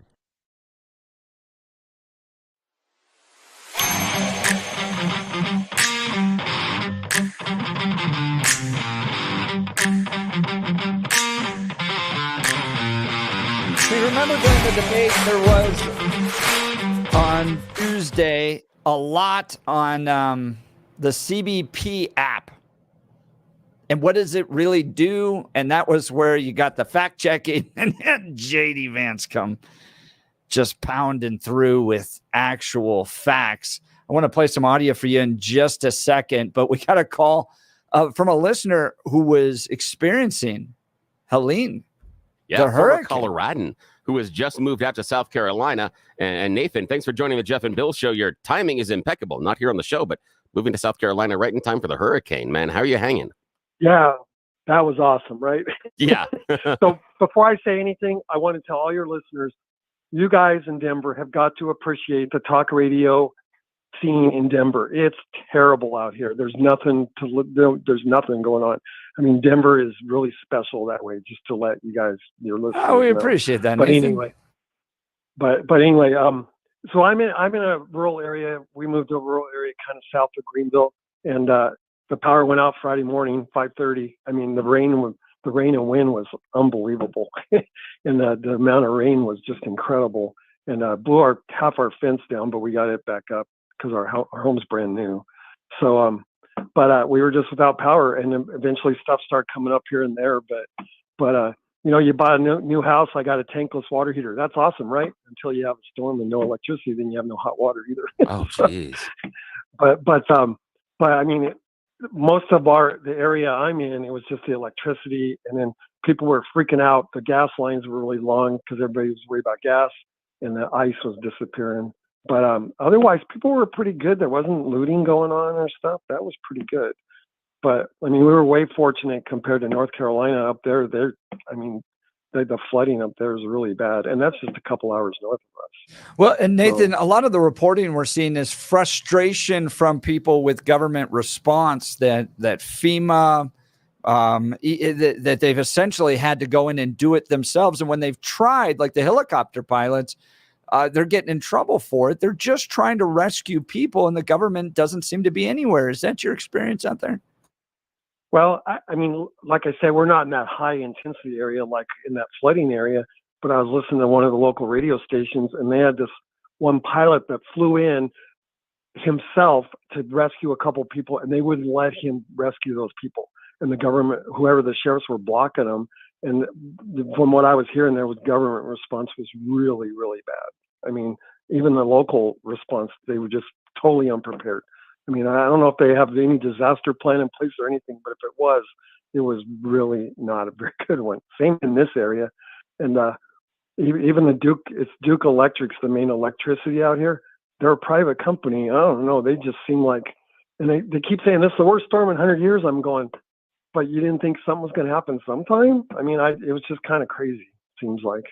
What can people do? What are you hearing out there that people can do to help support those that are affected by the storm? Well, I'm just now seeing stuff. I mean, some places were giving out free water. You'd see a church here and there giving out some food and stuff here. But like I said, it was mostly a power issue where I'm at up north. It looks like they're asking people to come up and help and stuff. Down here, a lot of people knew each other. I mean, I saw guys out with their chainsaws clearing roads. You know, they were telling everybody to be careful because the electricity, they got tons of contractors coming in to bring up all this. I think that we still have about 250,000. My power just came on last night at 11, so I was almost 7 days without power. But they still have about 200,000 people that are still trying to get up and running. 250, yeah. Wow. Nathan, thank you so much for taking time to give us some updates on what's happening. It feels like it's far away, but for you and for a lot of people out on that part of the coast in the country, this is real. A lot of lives have been lost. And to have a listener that takes time to call in and tell us what they're experiencing out there, that means a lot to us and to our listeners. Nathan, really appreciate you, man. And I got to say one more thing. As much as I used to bash XL, I can't believe I'm saying this. I think XL probably does a pretty dang good job. Oh no! Now your phone's breaking up, Nathan. You're going through a tunnel. You can't say that about Excel. Thank you, my friend. Thank you. Keep us updated. Keep the text messages coming. Let us know how things are going, and maybe we can connect with you here in a little bit and bring you back in a couple of days and just talk about the recovery that the neighbors and everybody's going through, man. Okay, you bet. Thank you. Thanks. Take care. Be safe. You know, one of the things I'm seeing pop up on Conservative X is the amount of funding that went from FEMA to like non-citizen migrant arrival organizations, $640 million.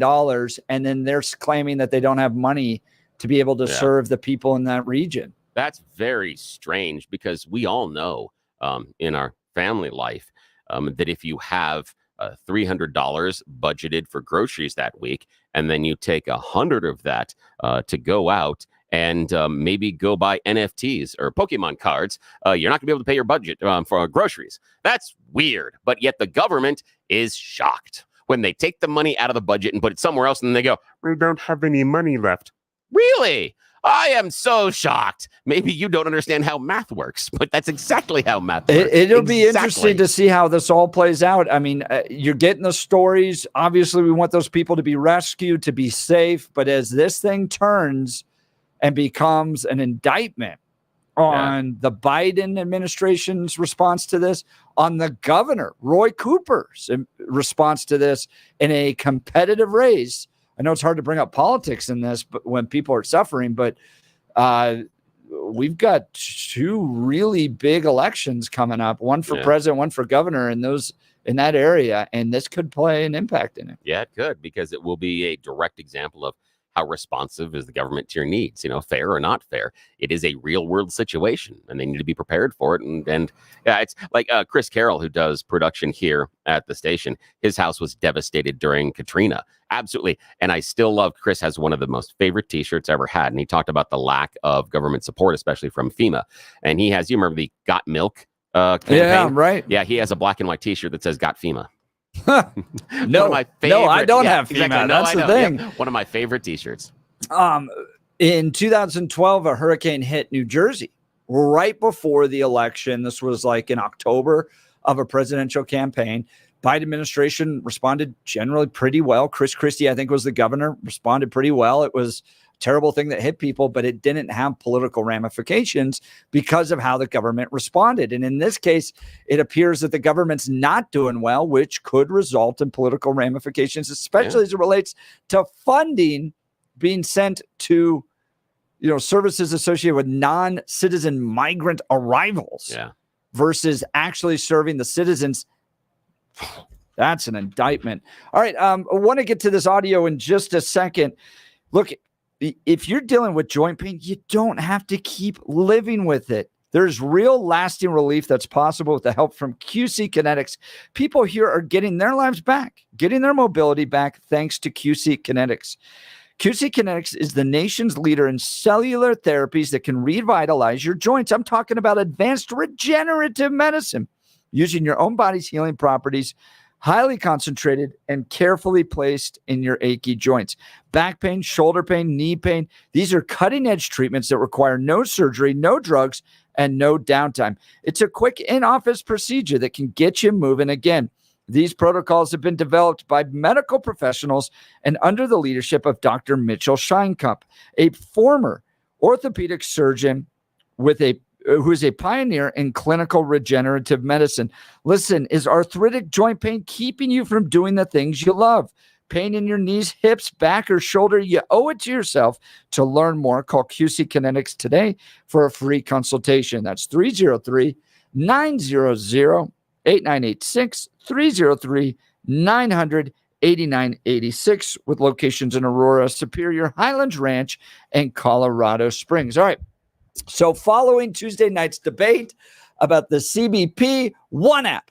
So that's Customs and Border Patrol One app. This is where J.D. Vance got into the fact checking and then brought the facts, and CBS didn't know what to do with all those facts. By the way, lots of support for our fact check Kyle Clark shirt that we're promoting.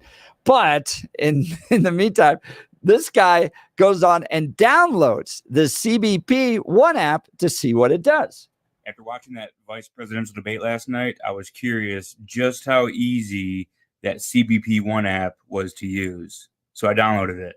So once you create an account from the main page, you just have to choose if you're the smuggler or the smugglee. Then you just got to fill in basic info, first name, last name, all the basics. I don't know my gender yet. I'm still figuring that out. Now it's time to take a selfie, and passport or any identification is also optional.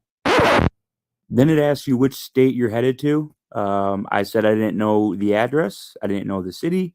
I just chose California. And then I added the first zip code that Google gave me for California. And that's it. I'm good to go. It does let you choose between like 8 different bridges to meet under. I chose the Eagle Pass Bridge to meet under. I just have to wait until noon, so a couple more hours to actually make my appointment. Now I know what you're saying. That's not you. That's Carlos Mencia. Correct. I was just trying to show you how easy it was to register. I'm just a white dude from Michigan. This took me 5 minutes. Someone who really wants to get into this country, get temporary asylum, with open-ended expiration dates, they'll just use their own picture. I said, I have no documentation. I have no ID, no passport, no license. There is no way to cross-check who I say I am with who I really am. All they go off of is the picture that you submit. Okay, so that in itself is interesting. It's like an appointment app, right? We're going to make an appointment with a government official, and it's under a bridge somewhere, which I just find hilarious.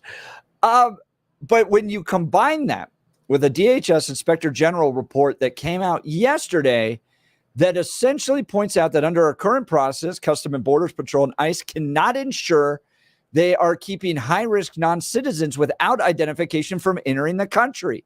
Additionally, TSA cannot ensure its vetting and screening procedures prevent high-risk non-citizens who may pose a threat to the flying public from boarding domestic flights. Bottom line, somebody shows up with this little CBP app. They have a picture. If they have no ID, well, then they're allowing them into the country simply based on interviews and background, like discussions. Not all of them. No IDs. Not all of them, though. Yeah, not all of them, Not but all of them. So some. it is. So the guy that had the cute little thing they did in the video, there's no information that shows he would ever be able to access the country illegally. Not at all. No Nothing. information? No, there's nothing that shows. There's He an made- IG report that says No, but they hang on a are. sec. No, he made an appointment. He hasn't done anything else. And the IG report says that, yes, the security audit is way too lax. And yeah, I've been saying that for months on the station, that we are way too lax on what we're doing and how we adjudicate asylum processes, and also takes way too long. And part of this process is because it takes too long to go through asylum claims. So you have to do something with them. And so you can't just put them in prison. They can't necessarily put them in a camp. That's got an issue. Send them back. Why is this so complicated? Send them back. And I'm granted Send them you. back how? With what? What do you mean by that? What do you mean by send them Border back? closed. No ID. Go home. But so if they show up with an ID, you're like, okay, come in. No, I'm not saying that. Okay, but well, I'm see, saying, so but so see, that's what I'm not pointing correct. out, So it's not, what you're I'm saying pointing not out the same is thing. these people are showing up with no ID, and you have a report from the Department of Homeland Security that says these people are being released into the United States with no ID, simply based on biographical information. Yeah. That's me just telling you who I am with no idea. And they're like, well, okay, we don't have beds. And rather than sending you home, we'll welcome you into this and put you on a plane. Yeah. And the other thing I'm just going to point out again, and I will continue to do this inside the discussion, is I'm not invalidating the study. I believe the study is right, is though that there are portions of our audience that disbelieve government reports, because the government is Joe Biden, and Joe Biden is trying to do this. Remember all the stuff that he's supposed to be doing for Donald Trump and all the stuff, and the release of the thing with Jack Smith yesterday. It's all electioneering. It's all election interference. But this report here, hang on a it's sec. changing the subject. No, hang on. No, Billy. I'm not changing the subject. I am, though, going to continue to point out the cognitive dissonance that exists inside of our political system. And I would say that That's this it. would have no teeth if it wasn't for the fact that we had 10 million people in this country But that here's the just thing. showed up in apartment complexes Guess what, though? being run by Venezuelan gangs. But if the report came out and said that this is all buttoned up, and it is a fraction of percent that actually get through and fall through the system, and the system's working, and it's wonderful, then you would see then- Kamala Harris Well, hang on a running sec. around with it But hang on a sec. all over the country. But MAGA would discount it on its face. And that's all I'm pointing out, is that based on our predetermined conclusions, we decide But whether or Bill, not we accept this. You're not dealing with the meat of this issue. You're spinning off into a secondary issue. no, I the meat will. of it is that Yeah, I'm happy to our, deal. and I'm I happy to think deal it's with the meat. it's willful. I think it's willful by this government, not an No, act of the process and the procedure is broken and has been for a long time. But necessarily, if it's willful, it would be willful in previous administrations as well. And if that's the point, okay, I fail to see that the government is that well organized, that it is willful. For me, it's more ineptitude and inaccuracy. It is more the stumbling, bumbling bureaucracy that we deal with in every other layer of our life. And this is the end result. And we do need to focus on how to change this asylum process. The asylum process has been broken If for somebody years. shows up to our border with no ID, would you Yeah. send them home? On what other information do I have? Just and what that. I'm saying by that is, We have no idea who you are, where we you have- came from, or that anything. person- You showed up at our border. You're clearly not an American. Does that person have any contacts, any relations, or anything else inside of the country at all? No. Okay, then no, you don't let them in. No, I think that's pretty simple. I think do even if too. you got contacts. Well, here's the thing. But the issue for me is that if you do have contacts inside of America, that we can reasonably, again, I'm going to draw a lot of conclusions that many people will yell at me for, that we can reasonably back up who you are. And what I'm saying are people that may be already citizens of the United States, or even long-term immigrants, or even new immigrants, that can verify who you are based on other data they may possess, biometric data. Maybe this is your cousin, maybe this is a brother, something else. And what I'm saying by that is, because where this person came from in that country, they may not be able to get those documents. Now, if I can independently verify it externally, inside contacts with America and other research, then I'm okay with it. But if person, regardless, shows up at the border and says, I have nothing, no ID, nothing else, no, I don't let you in. And that seems like a reasonable conclusion. But again, our system is broken.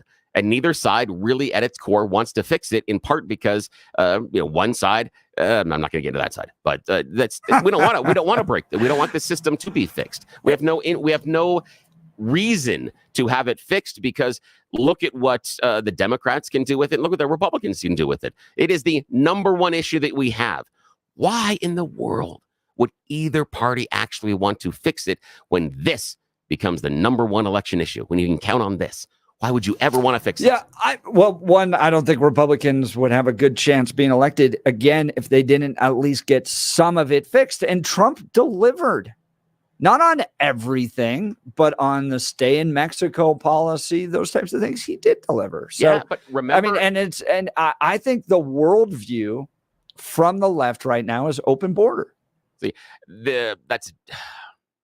you might be able to make the argument right now. I would disagree with you that it would be current, but it wouldn't be long-term Democrat policy because of Barack Obama's behavior. Barack Obama deported vast larger numbers of illegal immigrants than Donald Trump ever did.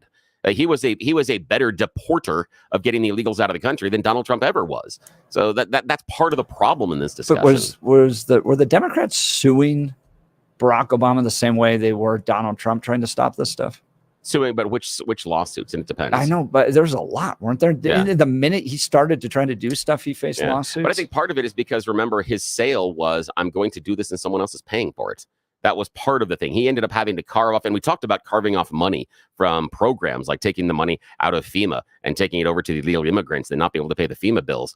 He carved money off of the Defense Department budget in order to pay for his vanity wall. And then the thing is, and I am going to poke fun at that the entire time, because whether or not anybody believes that we should have it, it was sold as Mexico pay for it. That's how it was sold to us, and that never happened. And I'm going to continue to push that out there.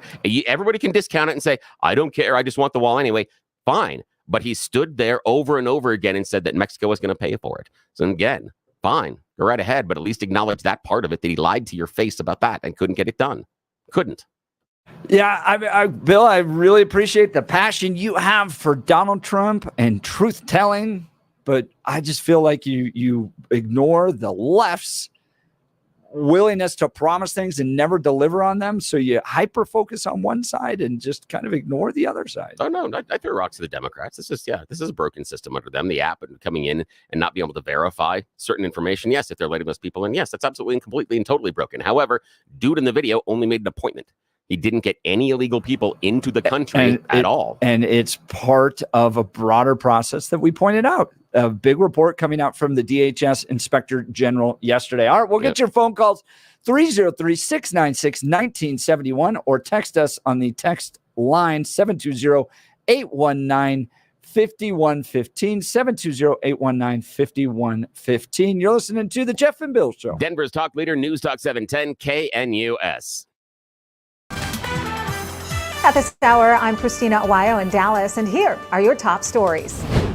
Texas Attorney General Ken Paxton is asking the Secretary of State to do her job and forward a list of potential non-citizens to the federal government so they can verify if they are illegally registered to vote and he can investigate voter fraud. Paxton sent a letter to SOS Jane Nelson after her office sent the federal government a request without specific data that ultimately allows for major delays and prevents Texas from receiving the critical data before the election. Paxton also made a Public Information Act request to her office so he can get the info on non-citizens himself and send it to the OAG. Paxton saying in the letter that there is no time for delay. Texans cannot afford to lose another second waiting for their vote and their voice to be protected from illegal ballots and their election to be protected from illegal voting. ABC News and its local stations laid off 75 people this week as its parent company Disney continues to cut costs. Employees found out about the cuts in a memo that said the company was forced to make tough decisions and that people were losing their jobs across various ranks of ABC News. The memo pointed out that cuts have been happening across the broader company and the industry at large in recent weeks and months. The layoffs impacted both ABC News and local stations. Disney has cut more than 7,000 jobs in the past year. That's what you need to know at this hour. In Dallas, Christina Awayo, Salem News Channel.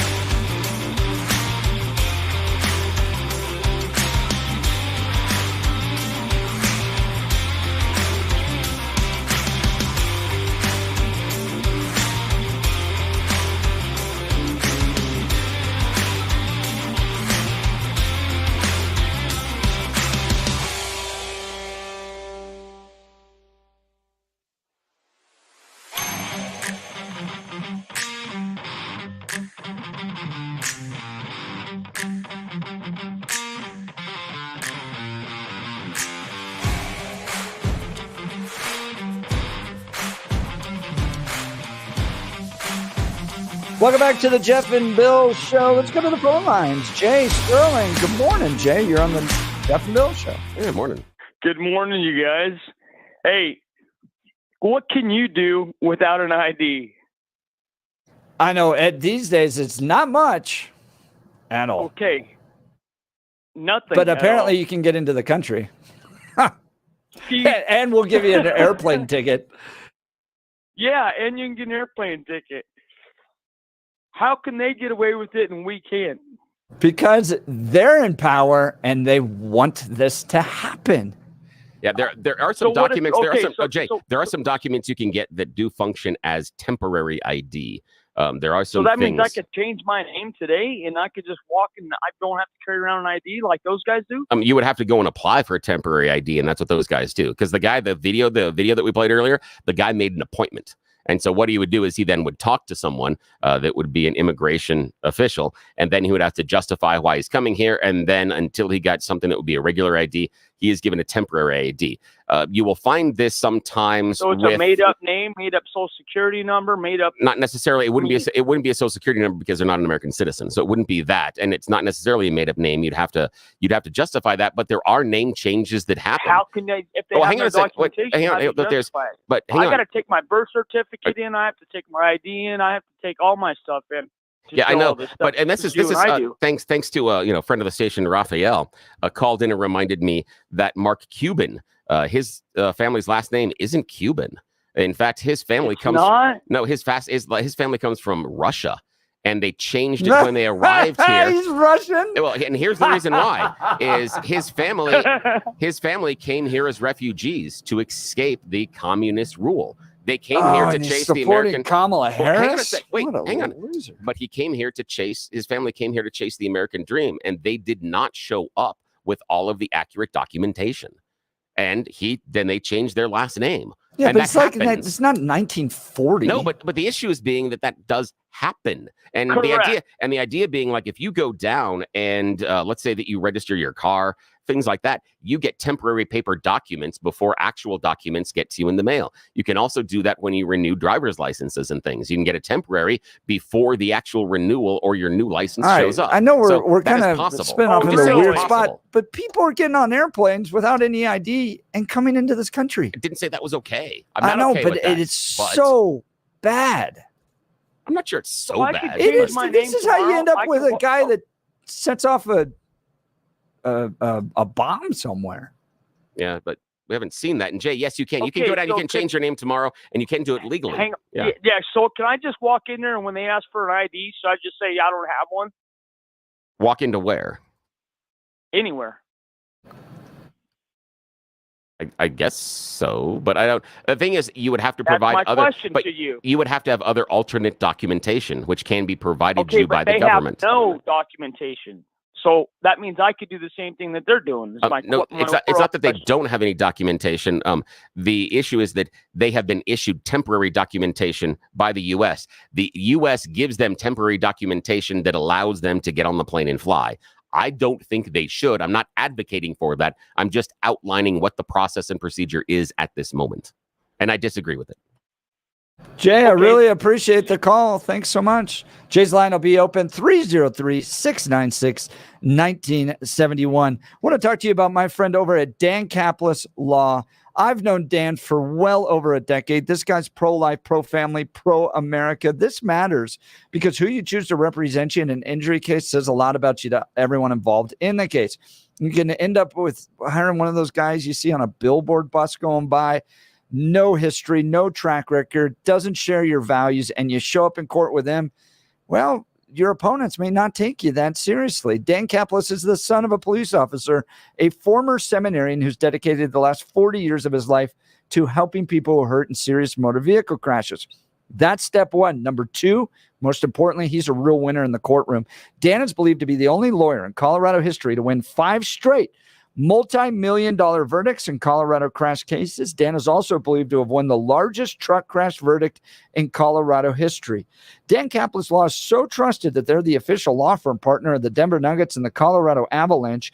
Dan Kaplis Law is a serious firm for serious cases He accepts righteous injury cases on a percentage fee basis so that he can represent good people from all walks of life without regard to ability to pay. If you need Dan's help, give him a call, 303-770-5551, or hit dancaplisLaw.com.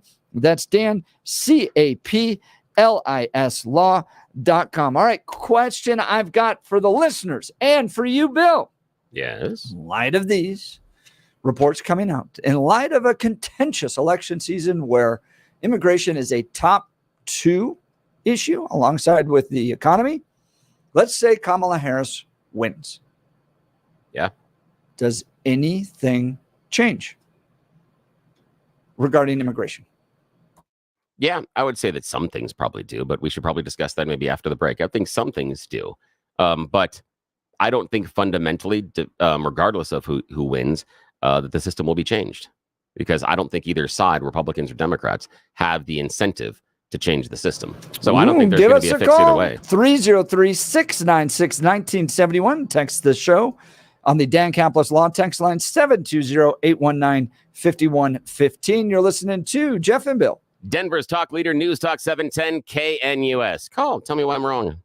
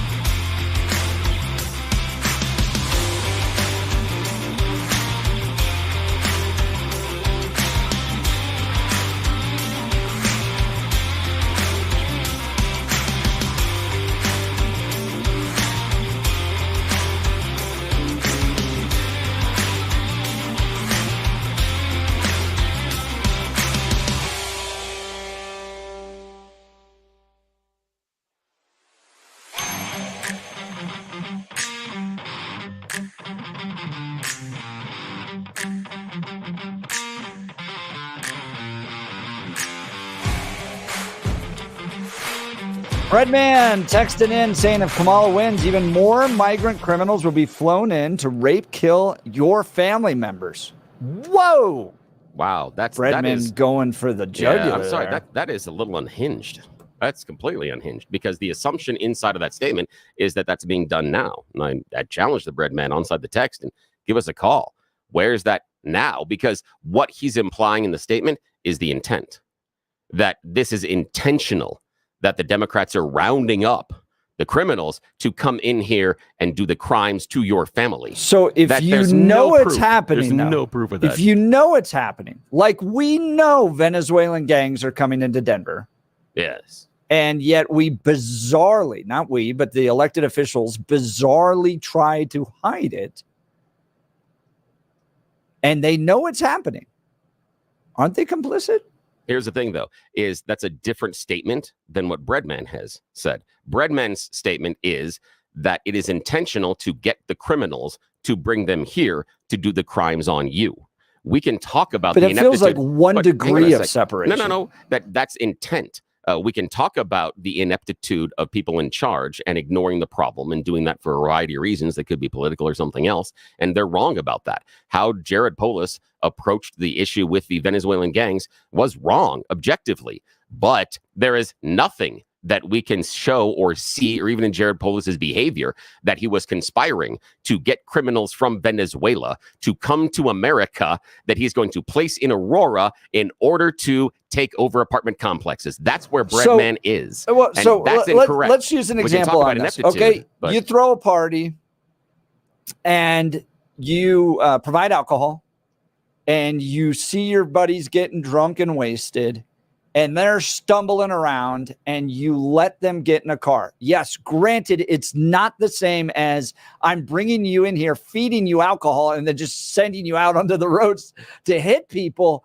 But you're watching, you know, you have the power to act and stop it from happening, and you allow it to happen. I understand it's not full complicit, whatever the word is. Complicity. Complicity. Thank you. But you're still part of the problem. Well, the difference would be, the example I would say is there you are part of the problem, and your ignorance in allowing it is part of the problem. But I would say it would be more analogous to say you go and round up a bunch of people that you know are underaged and said, hey, come to my house this afternoon, drink as much as you want, and then we're going to go have a race down I-25 after we're all hammered. Now you've found the group, you've encouraged them to do the crime, and then you've set up the crime afterwards. That's where Breadman is on his conclusion. I am all for the ineptitude and the stupidity of sanctuary cities and how we are approaching it, 110%. But ascribing the ill intent on the other end, I think does a disservice to the argument. And here's why I believe that does a disservice. Because as soon as you say, well, they're doing it because they're trying to get the criminals here because they're going to hurt us, you can't get to a solution. You have prevented a solution from happening because your premise is so faulty. You can't possibly discuss with the other side how to change it because you're starting from a position that you want this crime to happen. It's intentional based on your actions, and it's your fault. That's where Breadman is on that one. And that's why you can't get to a solution when you start with that premise. That's a problem. It's a conclusion that lacks proof. We can say that Jared Polis was completely and totally inept, that he was ignoring the problem, and probably intentionally to some level that he had information this was going on and ignored the significance of the problem. Yes. Doesn't mean he went and talked to those gang members to come here and gave them the address at the Aurora complex and said, here's the building to take over. No, that's not it. And that's where I get in. I agree with you. It's not the same thing, but it's a degree of complicity issue because they do know. They know that these people are coming over. Now, not every person is a rapist that comes over, but they know they've set up a system by which those types of folks can get in. And they don't seem that intent on stopping it. That's a problem. Here's the strongest point in your argument where you can make this thing where it becomes a slam dunk, and it's the sanctuary city argument. Yeah. And we talked about it with Gabe Evans earlier when he was joining us, candidate for Congressional District 8, and the fact that we have more and more unaffiliateds are supporting Gabe than are supporting Yadira Caraveo by a 7-point margin right now. And part of that, He says it's because of the sanctuary city, that when we have somebody that is here illegal and commits a crime, we can't let local law enforcement talk to ICE to remove them. That's a great point. That's the point. That's the argument, where all of this idea about the intent and how they're creating it, there's the linchpin. That's the fulcrum on where the Democrat argument falls apart, because they're not interested in stopping the guys doing the crime when they get here, regardless of how they arrive, which we can assume the Democrat thing, we don't care how they get here, we just need to absorb them. Fine, whatever. But once they break the law, send them the hell back home or deal with them. But the Democrats are not willing to. That's where you get into the argument of intent, my friend. That's where I believe the Democrats' responsibility lies on this issue. That's where the Democrats fail. That's the strongest argument in this immigration, in my opinion, for the Republicans. That's the example where the Democrats just don't give a damn about whether or not your family is a victim of crime. Woo! Bringing the heat, Bill. Appreciate that. moments. Look, our friends over at Colorado Christian University invite you to an exclusive luncheon and lecture on Friday, November 15th, featuring the 48th Vice President of the United States, Mike Pence, and his wife, former Second Lady Karen Pence. In partnership with the Centennial Institute and CCU President Eric Hogue, this event offers a unique opportunity to engage in conversation with Vice President Pence, one of America's most dedicated public servants, sharing his insights on the future of the conservative movement. Be among the first to experience the new Armstrong Center as CCU launches its President Speaker Series on this historic occasion. Go to ccu.edu/Pence to get tickets and learn more.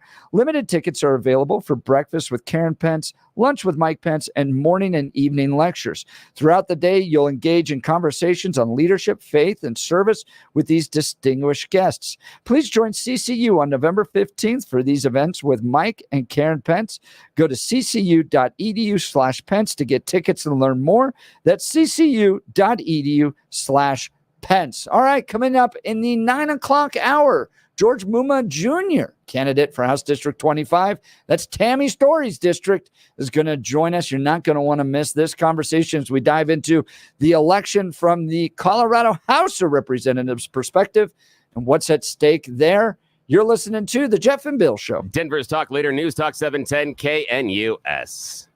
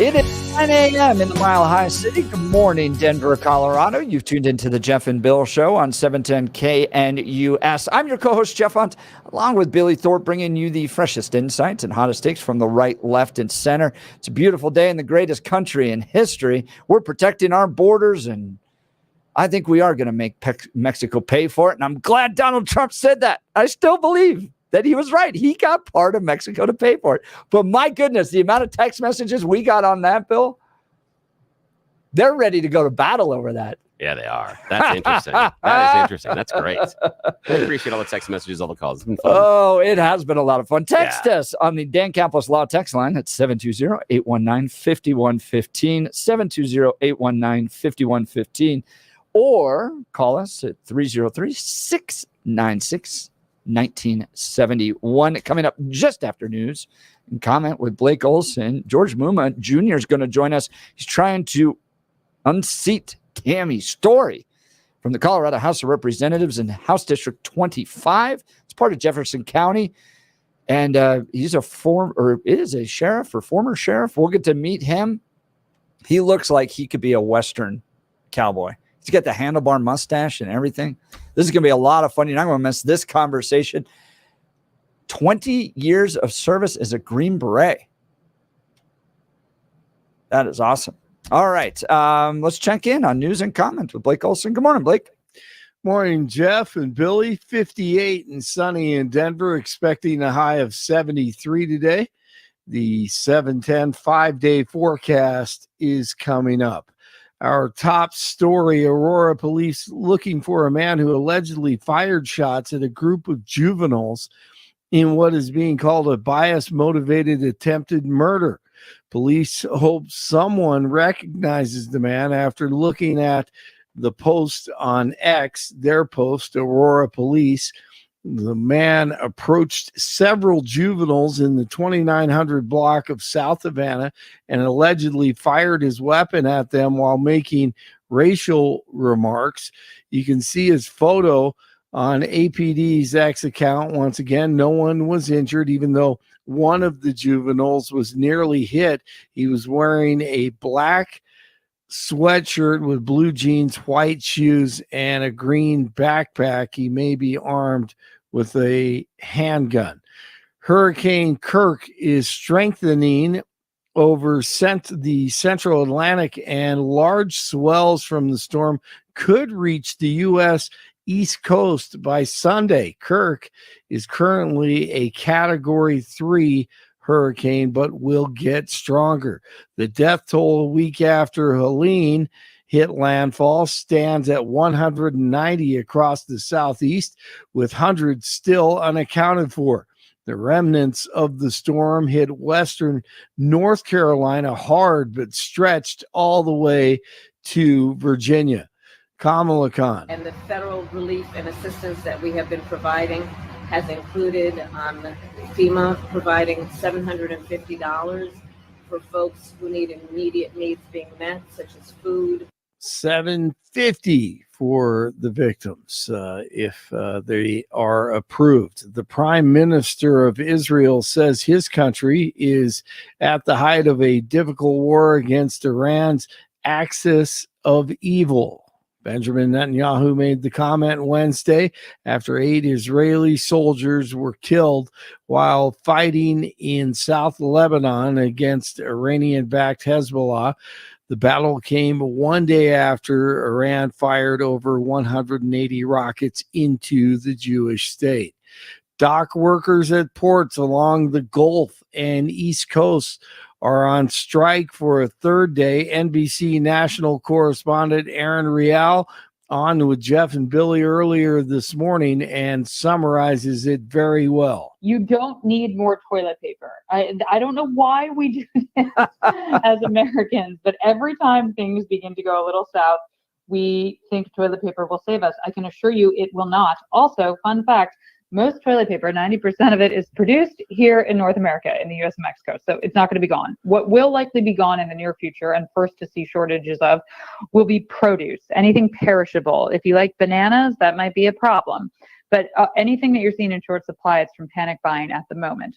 The Longshoremen want a big raise. They've been offered a 50% raise by the Maritime Alliance. That is the group that represents the port terminals and the ocean carriers. But Harold Daggett, head of the International Longshoremen's Association, which represents the 45,000 dock workers, says that the 50% offer in terms of increases for pay is not enough. They want 77%, and they want absolute airtight language that there will be no automation or semi-automation. Stay tuned. Colorado's Congressional District 8 candidate Gabe Evans on with the guys this morning also, and he feels good about his chances. The other side outspent us by well over 2-1, but clearly the folks in Colorado and in the 8th Congressional District are ready for a change because they're not buying what the other side is saying. They know my background as a Colorado native, a 12-year veteran of the U.S. Army and Colorado Army National Guard, another 10 years in law enforcement. And they know that I have what it takes to fix the issues that we're facing: rising crime, rising cost of living, an unsecured border, and the fact that fentanyl is plaguing our communities, and we're the number 2 state in the nation for teenagers overdosing and dying on the stuff. These are problems, and I know how to fix them. It's 54 in Lafayette, 55 in Castle Rock, 58 in Denver. Jeff and Bill continue. I do give a damn. You liberals, it's all about I'm not a liberal. That's all. I'm not a liberal. Yeah, you are a liberal. I am not. No, And no. it's all I may about you. Yeah, I think you probably are, Billy. I'm pretty damn sure. just in case you missed. Isn't that great? That's so much fun. That's a 6 o'clock hour. And he was a truck driver. That was Barney. Yeah, He's a truck driver. Great. And Barney's awesome. No, Billy is not a liberal, but there are a lot of listeners that Barney represented. Oh, yes, a lot of them. I make so many friends every morning. Oh, man. And as Billy told me, you know what? Like, I have kids. I mean, nothing bothers me from any of the listeners. You think this is the first time I've been yelled at this week?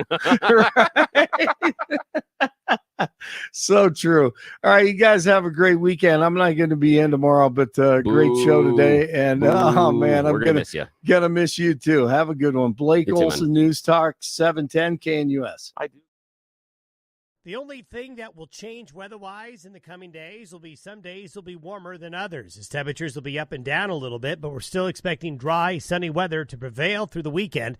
Low 70s today, cooler tonight, low to mid-40s, back to the low 80s Friday, mid-80s Saturday, 70s and low 80s for Sunday through Tuesday, with dry conditions continuing. Weather sponsored by branchplanning.com. Secure your retirement plans with a free review to help provide asset protection, long-term care, or even income for life. Get your complimentary review at branchplanning.com or call 303-219-0088. Meteorologist Don Day in the 710 KNUS Weather Center.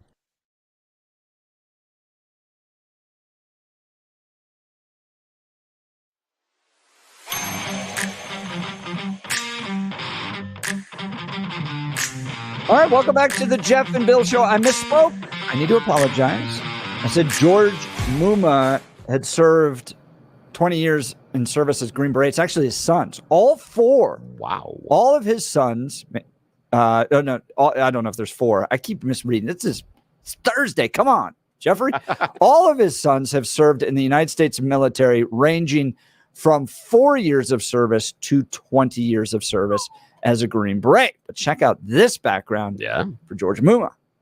He began his career in the city that he grew up in when he served in the Littleton Police Department for 4 years. He then moved west to provide services to members of Jefferson County for over 40 years, serving as a patrol officer, SWAT team breacher, canine handler, crimes against children detective, district attorney, senior investigator, master firearm instructor, and chief of police. That includes chief of police in Morrison, Colorado. Can you get us free tickets to Red Rocks? Just curious. Free tickets to Red Rocks, or out of one of the many tickets that people in Morrison try to get. Oh, those speed traps. Yes, we will talk about those. Yes. George, thanks so much for being on the Jeff and Bill Show. Morning. You bet. Thanks for having me. All right, so you are running against Tammy Story. That's a name in this community. House District 25. Why are you going to be better than Tammy Story? Well, my opponent ran in our district. She's the current representative. She's aligned herself with the far left activists, leaving the majority of our district out of the decision-making process. Over the past 6 years, she co-sponsored, and supported legislation that makes my community and school less safe, limits the school options for the families here, and reduces legal tax refunds for hardworking taxpayers.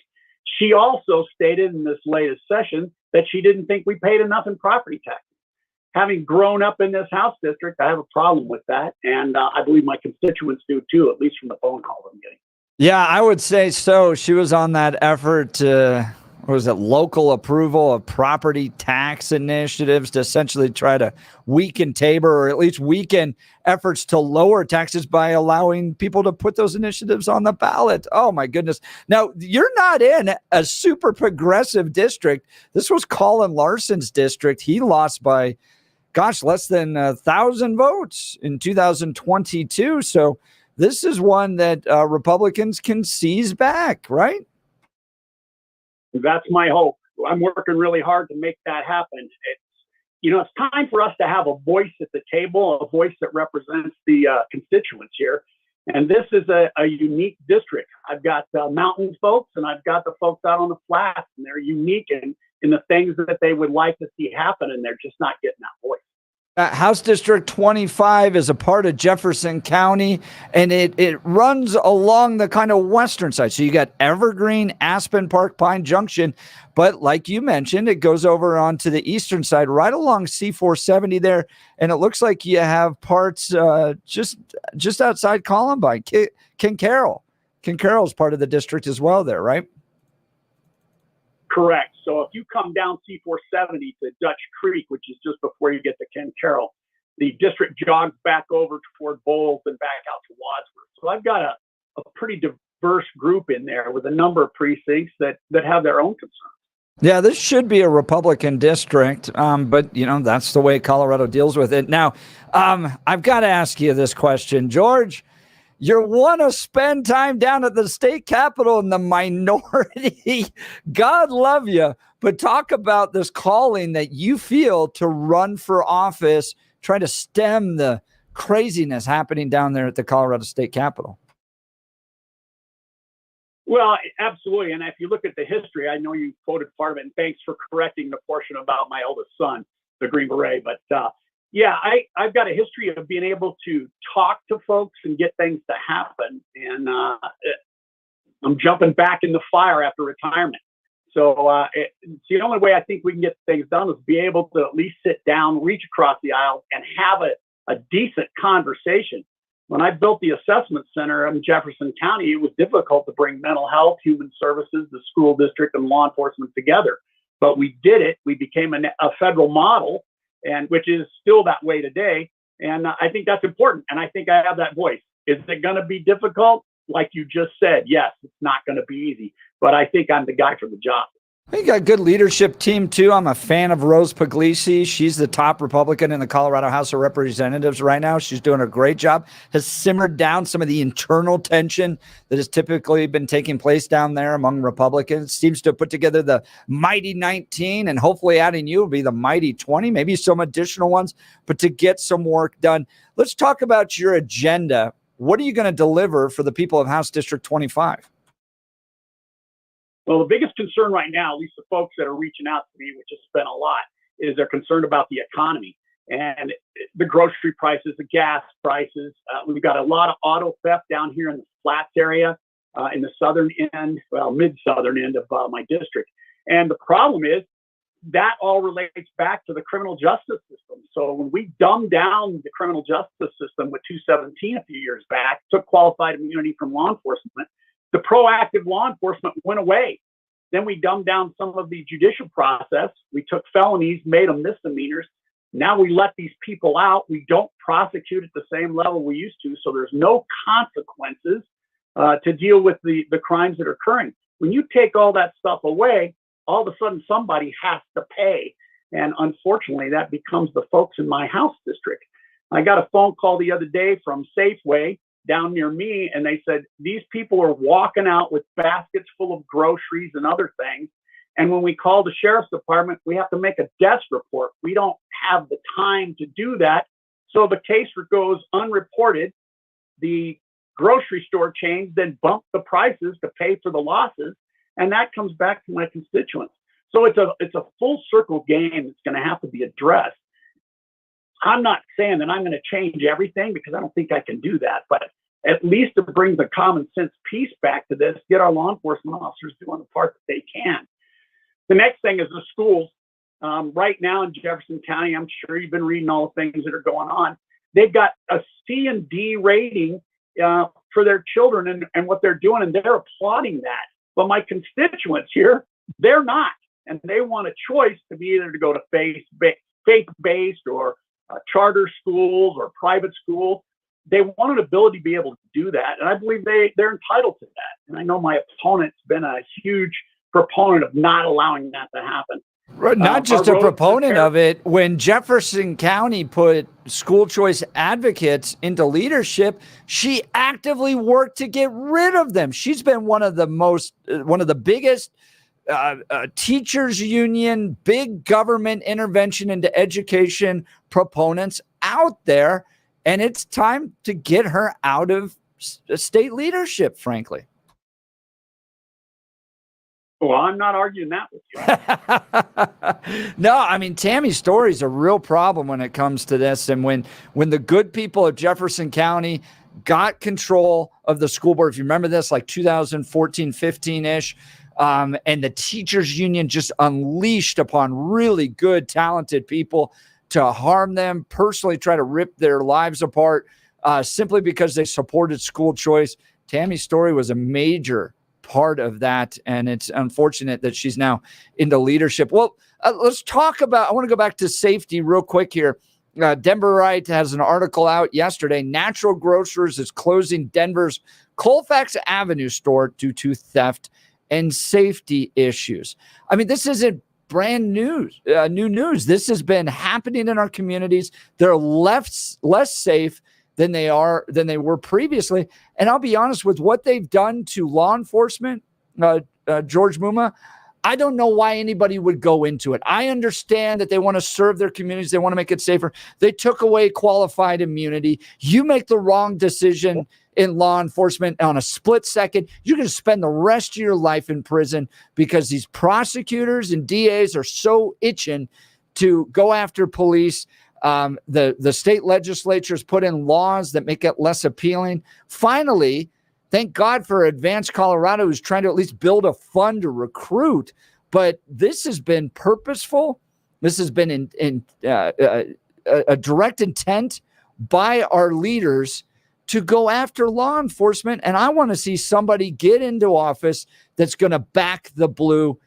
That's why I'm excited you're running. Tell us what you're going to do to back the blue. Well, if you look at my history, I've backed the blue. I took a police agency in Morrison that had the worst reputation in the metro area, and we turned it around. When I retired from Morrison after being told that I had to write tickets for my budget, I took all my cops with me, and they're all in other law enforcement agencies here in the metro area. However, after 217 got passed, it made it difficult for policemen to be policemen. When you take the qualified immunity away, they don't do as much proactive policing. And that's what the constituents in 25 want. And just like you said, that's what the folks in Colorado want. I'll tell you a little story. My youngest son's the deputy down in Douglas County. He was a Jeffco deputy for a long time. Anyway, he ended up down there, got on the street. They got involved in a chase for the stolen vehicle. Stolen vehicle went all over the metro area. Not one police agency would assist him until the vehicle crashed and they took people into custody. Why? Because we have a no chase policy in most of these counties and in the metro area. So we let the bad guys go. And then when we have people that want to do proactive police work, the cops are so afraid to help each other for fear that they're going to get prosecuted that you're a lone ranger. That's not the way police work's supposed to work. We're supposed to work together with all of the law enforcement folks. So it's a problem. I'm huge on trying to back some of this stuff off so our law enforcement folks can do their jobs. Woo! I like to hear that. Put the sheriff in. He's going to straighten things up down at the Colorado State Capitol. We're talking with George Mumma. He's a candidate for House District 25. His website is helpgeorgewin.com, helpgeorgewin.com. A few other questions for you, George. Let's talk about Second Amendment rights, an important issue in Colorado. Now, Colorado has traditionally been what I call socially libertarian, right? And as a social conservative, I often find myself on the wrong side of these issues, so I know it personally. But people, while we tend to vote liberal on some aspects, generally people want to be left alone with regards to their Second Amendment rights. Those have been under attack constantly down at the Colorado State Capitol. I can't believe they didn't get an assault weapons ban passed. That was remarkable that didn't happen. And thank God for organizations like Rocky Mountain Gun Owners who helped deliver that win for all of our Second Amendment rights. Talk about where you, as law enforcement, former law enforcement, fall along protecting the Second Amendment rights of Coloradans. I believe those rights need to be protected 100%. I get crosswise with some folks from the standpoint of, from a law enforcement perspective. I believe in the background checks. I think that's okay. I don't want people to have a felony record for a person's crime to be running around with a gun. That just gives them the ability to commit more crime.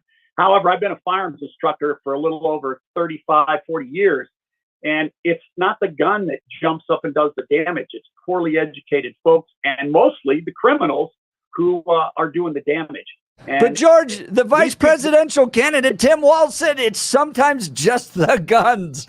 I mean, that caught me off guard where I'm like, really? You believe sometimes it's just the guns? But please continue. Well, I got to tell you, in all my career, in 45 years in law enforcement, I've never seen the gun jump off a table and do any damage.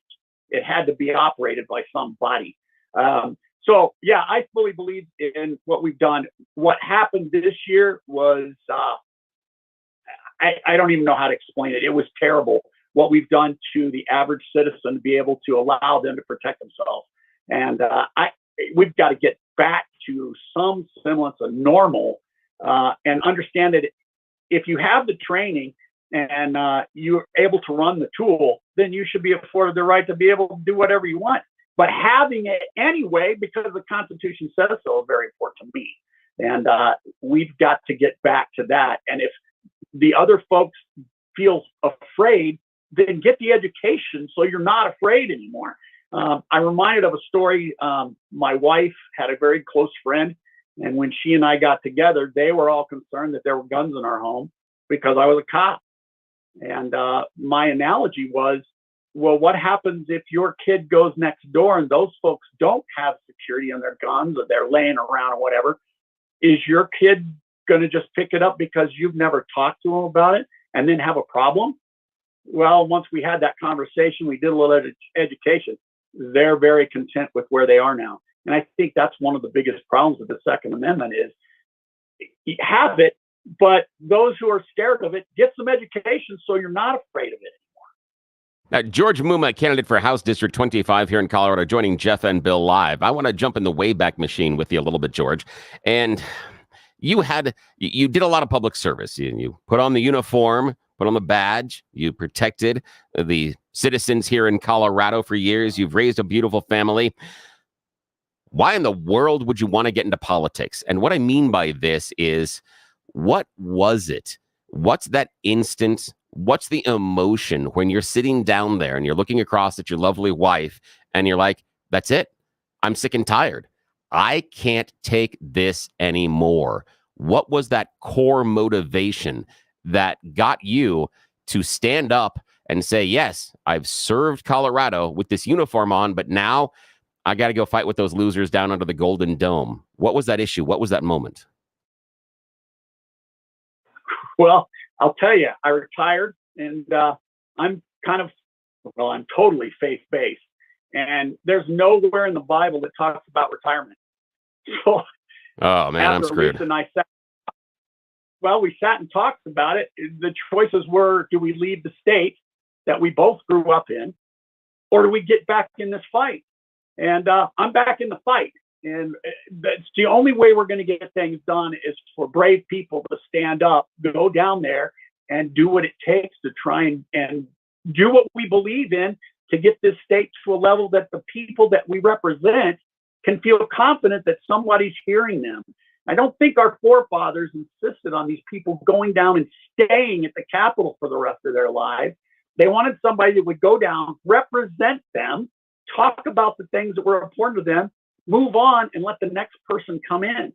So that's where I'm at. That's what got me here, and I'm totally committed. Now, if you, our listeners listening here at the Jeff and Bill show this morning, 925, if you like what you're hearing right there, that's George Mumma, candidate for House District 25. If you're in that district, you like what he's saying, this is your guy. That's why he got into politics. That's why he is going down there and he's going to fight for you. Now, George, what I want to talk to you about and ask you about is, what was the unexpected issue inside of your district that you've discovered out and about talking to voters, talking to your constituents? I know when you got into the race, you probably had an idea that, and 1, 2, 3, these are the things I'm most concerned about. But what's that issue that you've heard from voters that is bubbling up that may be ignored by most candidates? Something that's important to your voters that many people aren't paying attention to? Well, we talk about roads, and a lot of my district is in the mountains. And a number of the folks that have been calling me, especially in the last 2 weeks, heard our governor talk about buying 60 electric buses and running them up and down the mountains and doing all that. And they're saying, how are we going to do that when we're not going to fix the existing roads or deal with new infrastructure, but we're going to run these big, heavy buses up and down the mountains? They're going, how do I get down out of the mountains? I'm not going by bus. And what are you going to do to help me? So I hear them. I'm not sure how much we're going to be able to do something for that, because a lot of the roads are county roads, at least up in the mountains. But I'm hearing them. And I think we've got to bring that to the forefront and deal with what are we going to do with our transportation issues. The economy remains big with everyone that's called me. My constituents are big on that, and they're big on the schooling situation and their law enforcement. But that issue about the roads has been even out on the flat down here in the Dare Creek area, and especially up in the Evergreen Conifer area. If we're not going to do anything with the roads, those folks want to know how they're supposed to get down to the metro area. Talking with George Mumma, he's a candidate for House District 25. Now, in the last election, 2022, Colin Larson lost by about 1,000 votes, less than that, 800-ish votes. Todd Dennison was a libertarian in the race who got 1,000 votes. If I'm reading this correctly, it looks like the libertarian has withdrawn. So it's just you and Tammy right now. Is that right? That's correct. Okay, and then finance-wise, at least according to Ballotpedia, this would have been the closing on the money raise January to end of June. She had about 25,000. You've got about 23,000. Game out for us the last 30 days. How are you doing fundraising-wise? What's your game plan? And what do you plan to do in the next 30 days to get a win for Coloradans? Well, I'll tell you right now, guys, I'm working really hard. I make phone calls regularly to try and bring the funds in. I'm sure you've checked my Tracer site and so forth. I have a lot of small donors that are the constituents here in this district, and I have a lot of other folks with larger groups. I'm a small business owner as well, and the small businesses are starting to donate, trying to get this to happen.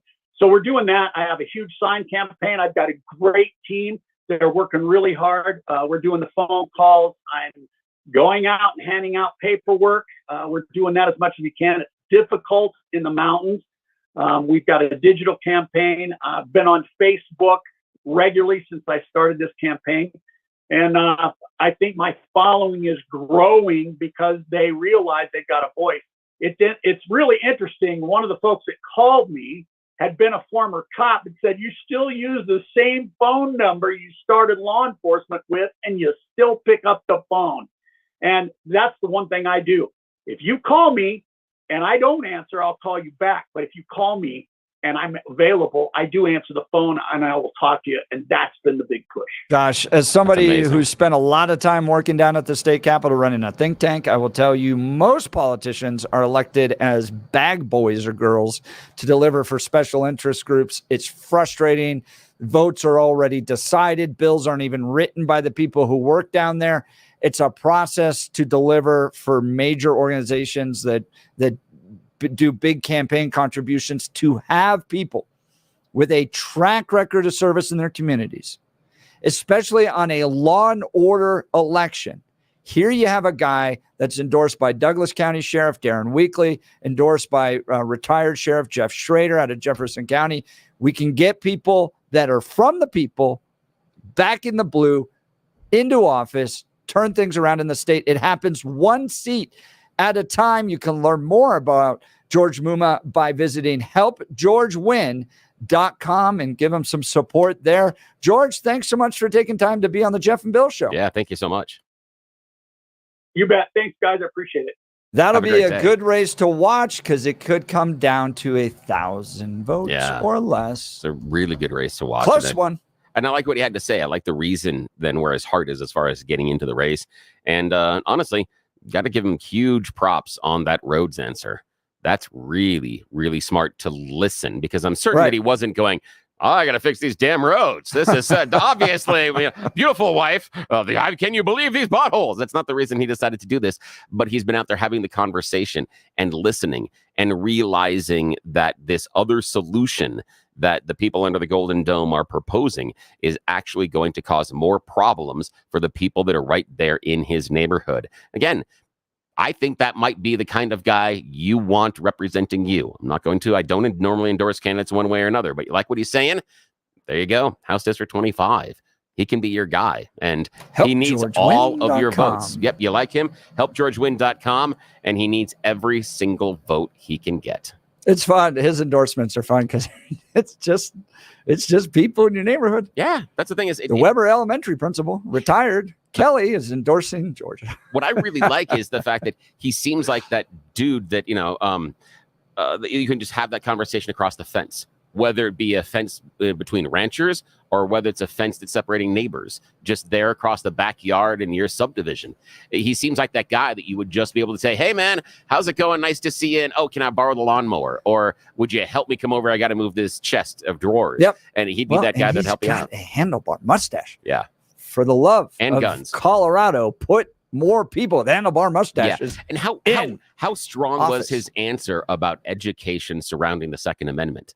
That to me was something that was wonderful, that he said, yes, they had friends that aren't necessarily Second Amendment supporters, but were concerned about the kids. And he sat down and he's like, no, what is more safe? The family that has a law enforcement person involved who understands safe care and storage of firearms and has trained their kids to be around firearms, or another family and that you may encounter that may not store their guns safely, but if you haven't had the education and conversation with your kids, how do your kids know how to stay safe? Yeah, he nailed it. All right, we'll continue with your calls and texts. 303-696-1971.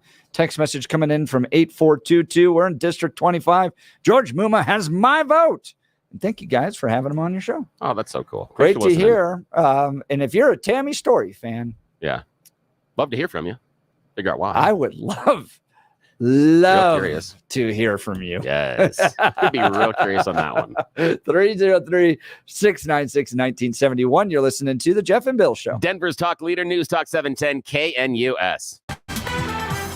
At this hour, I'm Christina Awayo in Dallas, and here are your top stories. A local media outlet in Houston is reporting that the two illegal migrants that are accused of killing 12-year-old Jocelyn Nungari earlier this year are potentially part of the violent Venezuelan gang Tren de Aragua. Franklin Pena and Johan Martinez Rangel have been indicted for capital murder and each have a $10 million bond. According to new search warrants obtained by KPRC, investigators have found clues on their social media, such as certain tattoos, emojis, slang, and hand signals that indicate gang membership. TDA came into the spotlight after reports and videos of an apartment complex takeover from armed gang members in Aurora, Colorado, went viral on social media. The gang was then detected in El Paso, Texas, after officials say they took over a vacant hotel. One of two doctors charged in the investigation of the death of Matthew Perry pleaded guilty in a Los Angeles federal court to conspiring to distribute ketamine. 54-year-old Dr. Mark Chavez signed a plea agreement with prosecutors back in August and is the third person to plead guilty in Perry's Chavez overdose last year. Prosecutors offered lesser charges to Chavez and 2 others in exchange for their cooperation as they go after 2 targets they feel are more responsible for the death: another doctor and an alleged dealer that they say was known as the ketamine queen of Los Angeles. That's what you need to know at this hour. In Dallas, Christina Wild, Salem News Channel.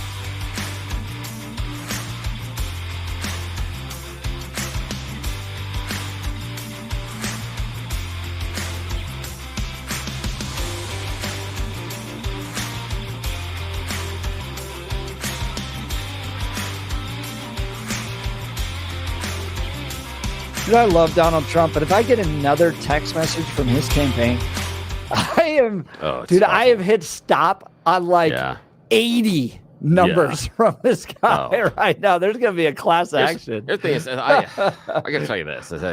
I love text messaging at the beginning. Yeah. Now, when you send me 15 fundraising texts a day. Oh, it's awful. And here's the mistake I made is I'm just curious to see what both campaigns are messaging. So I signed up for both lists.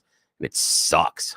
It's Dude, awful. That's another level. It is horrible. And you know what makes me mad is I'm somewhat okay with just getting the message from whoever the chosen candidate of their campaign is. You know, it's a Donald Trump campaign or, you know, former President Trump wants this. I'm tired of getting the stragglers, the other hangers on. The idea of, you know, here's a message from Don Jr. Here's a message from the guy that parked Donald Trump's car this morning. Here's a message from Kamala Harris's tailor. I'm tired of that. Why do I get all these messages from 17,000 other extraneous people? But it's like, you know what? And then you hit stop and it's like, I'll text you from a new phone number. Yes. There's something that's Over going to and happen over. there. Yeah, Believe me, there's going to be a class action. If I didn't open up the email from either candidate, what makes you think I'm going to open up the email from Chuck Schumer? What makes you think that Chuck is going to make me open up some sort of donation? I do it because, well, a little bit of self-flagellation, but also because of I want to see how they're messaging. I want to see what they think are the motivating words and messages that will make someone engage and click. Because in one of my past lives, I had to write emails like that. They weren't political emails, but I had to write marketing emails. So I find it interesting. What are the phrases? What are you using? How do you structure the sentences? How do you structure the images once I open it? And then also the thing that I find fascinating is the line about what it's about. Just that line you have in the email line or on the chain of the text messages about what it's about, because that dictates whether or not you interact with it. So I'm interested in it, but God, so many. I know you haven't opened up the last 15 emails from Nancy Pelosi and unsubscribed. I know, but I'm here and I'm Chuck Schumer. Exactly. It's like, what? All right. So this is a funny story. Yeah. This is a fun one. All right. We were, I ran a digital ad agency before I ran Centennial Institute, and we pretty much had every Republican running in Colorado as our client. And Mike Kopp was running for governor in the primary with Bob Beaupre, Greg Brophy, all these guys. It was 2014. Text messaging had just opened up. Nobody had used it. We were the first campaign to use it because we were a little tech savvier.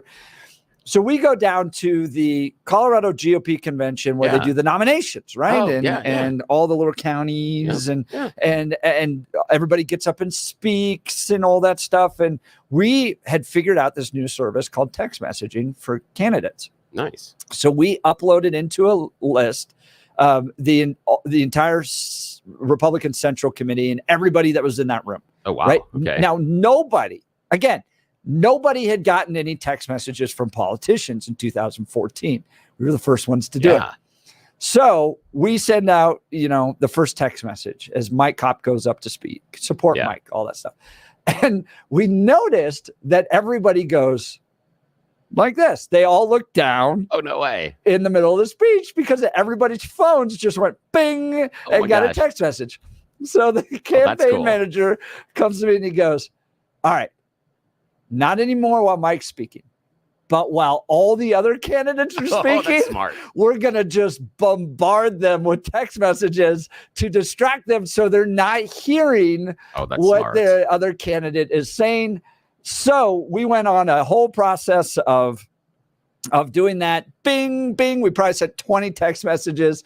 Mike Kopp is better on the Second Amendment than Greg Brophy. Probably not true. Who knows? But we could distract. So Greg would say something about that, or Bob Beaupre would say something, and we would just respond that way. Guess who won? Top line. Who? Mike Kopp did. There you go. Nicely done. Good job. Because we interrupted everybody else's speeches with smart. Text messages. Welcome to campaign world, where That's we very like smart. to have fun. So basically, for our listeners, moral of the story is if you get bombarded by those kind of spammy text messages, blame Jeff. Yeah, exactly. We kicked it all off. And, yes, it's all his fault. For once, something on this show is not my fault. I'm going to take this single win and be happy with it. And I'm sitting here every single day. Stop texting me. I send a little stop.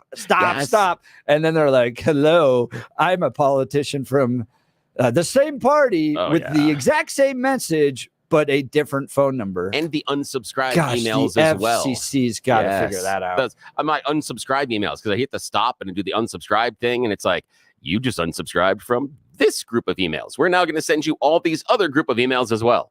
I didn't want those, and I don't like those. So I am having to unsubscribe from dozens of things and hitting the stop all the time. However, I do every once in a while. When I get some of those random spam text messages or asking me to do something, I will respond just to see if there's anybody on the other end, just to see what they will say. Well, speaking of respond, did you see what 7061 texted? No, I haven't seen that yet. They text back pictures of private parts from either elephants or donkeys based upon the party that has sending them the text messages. And that seems to stop the text messages. I appreciate the way that you thought that through. That is fantastic. Tip of the hat. I am impressed, and I may steal that. That is fantastic. Oh, my goodness. Although I'm not That sure you is. just want those hanging out on your phone. Yeah. Well, it depends on what folder you put them in. Just saying. All right. We'll continue. You're listening to the Jeff and Bill Show. Denver's talk leader, News Talk 710 KNUS.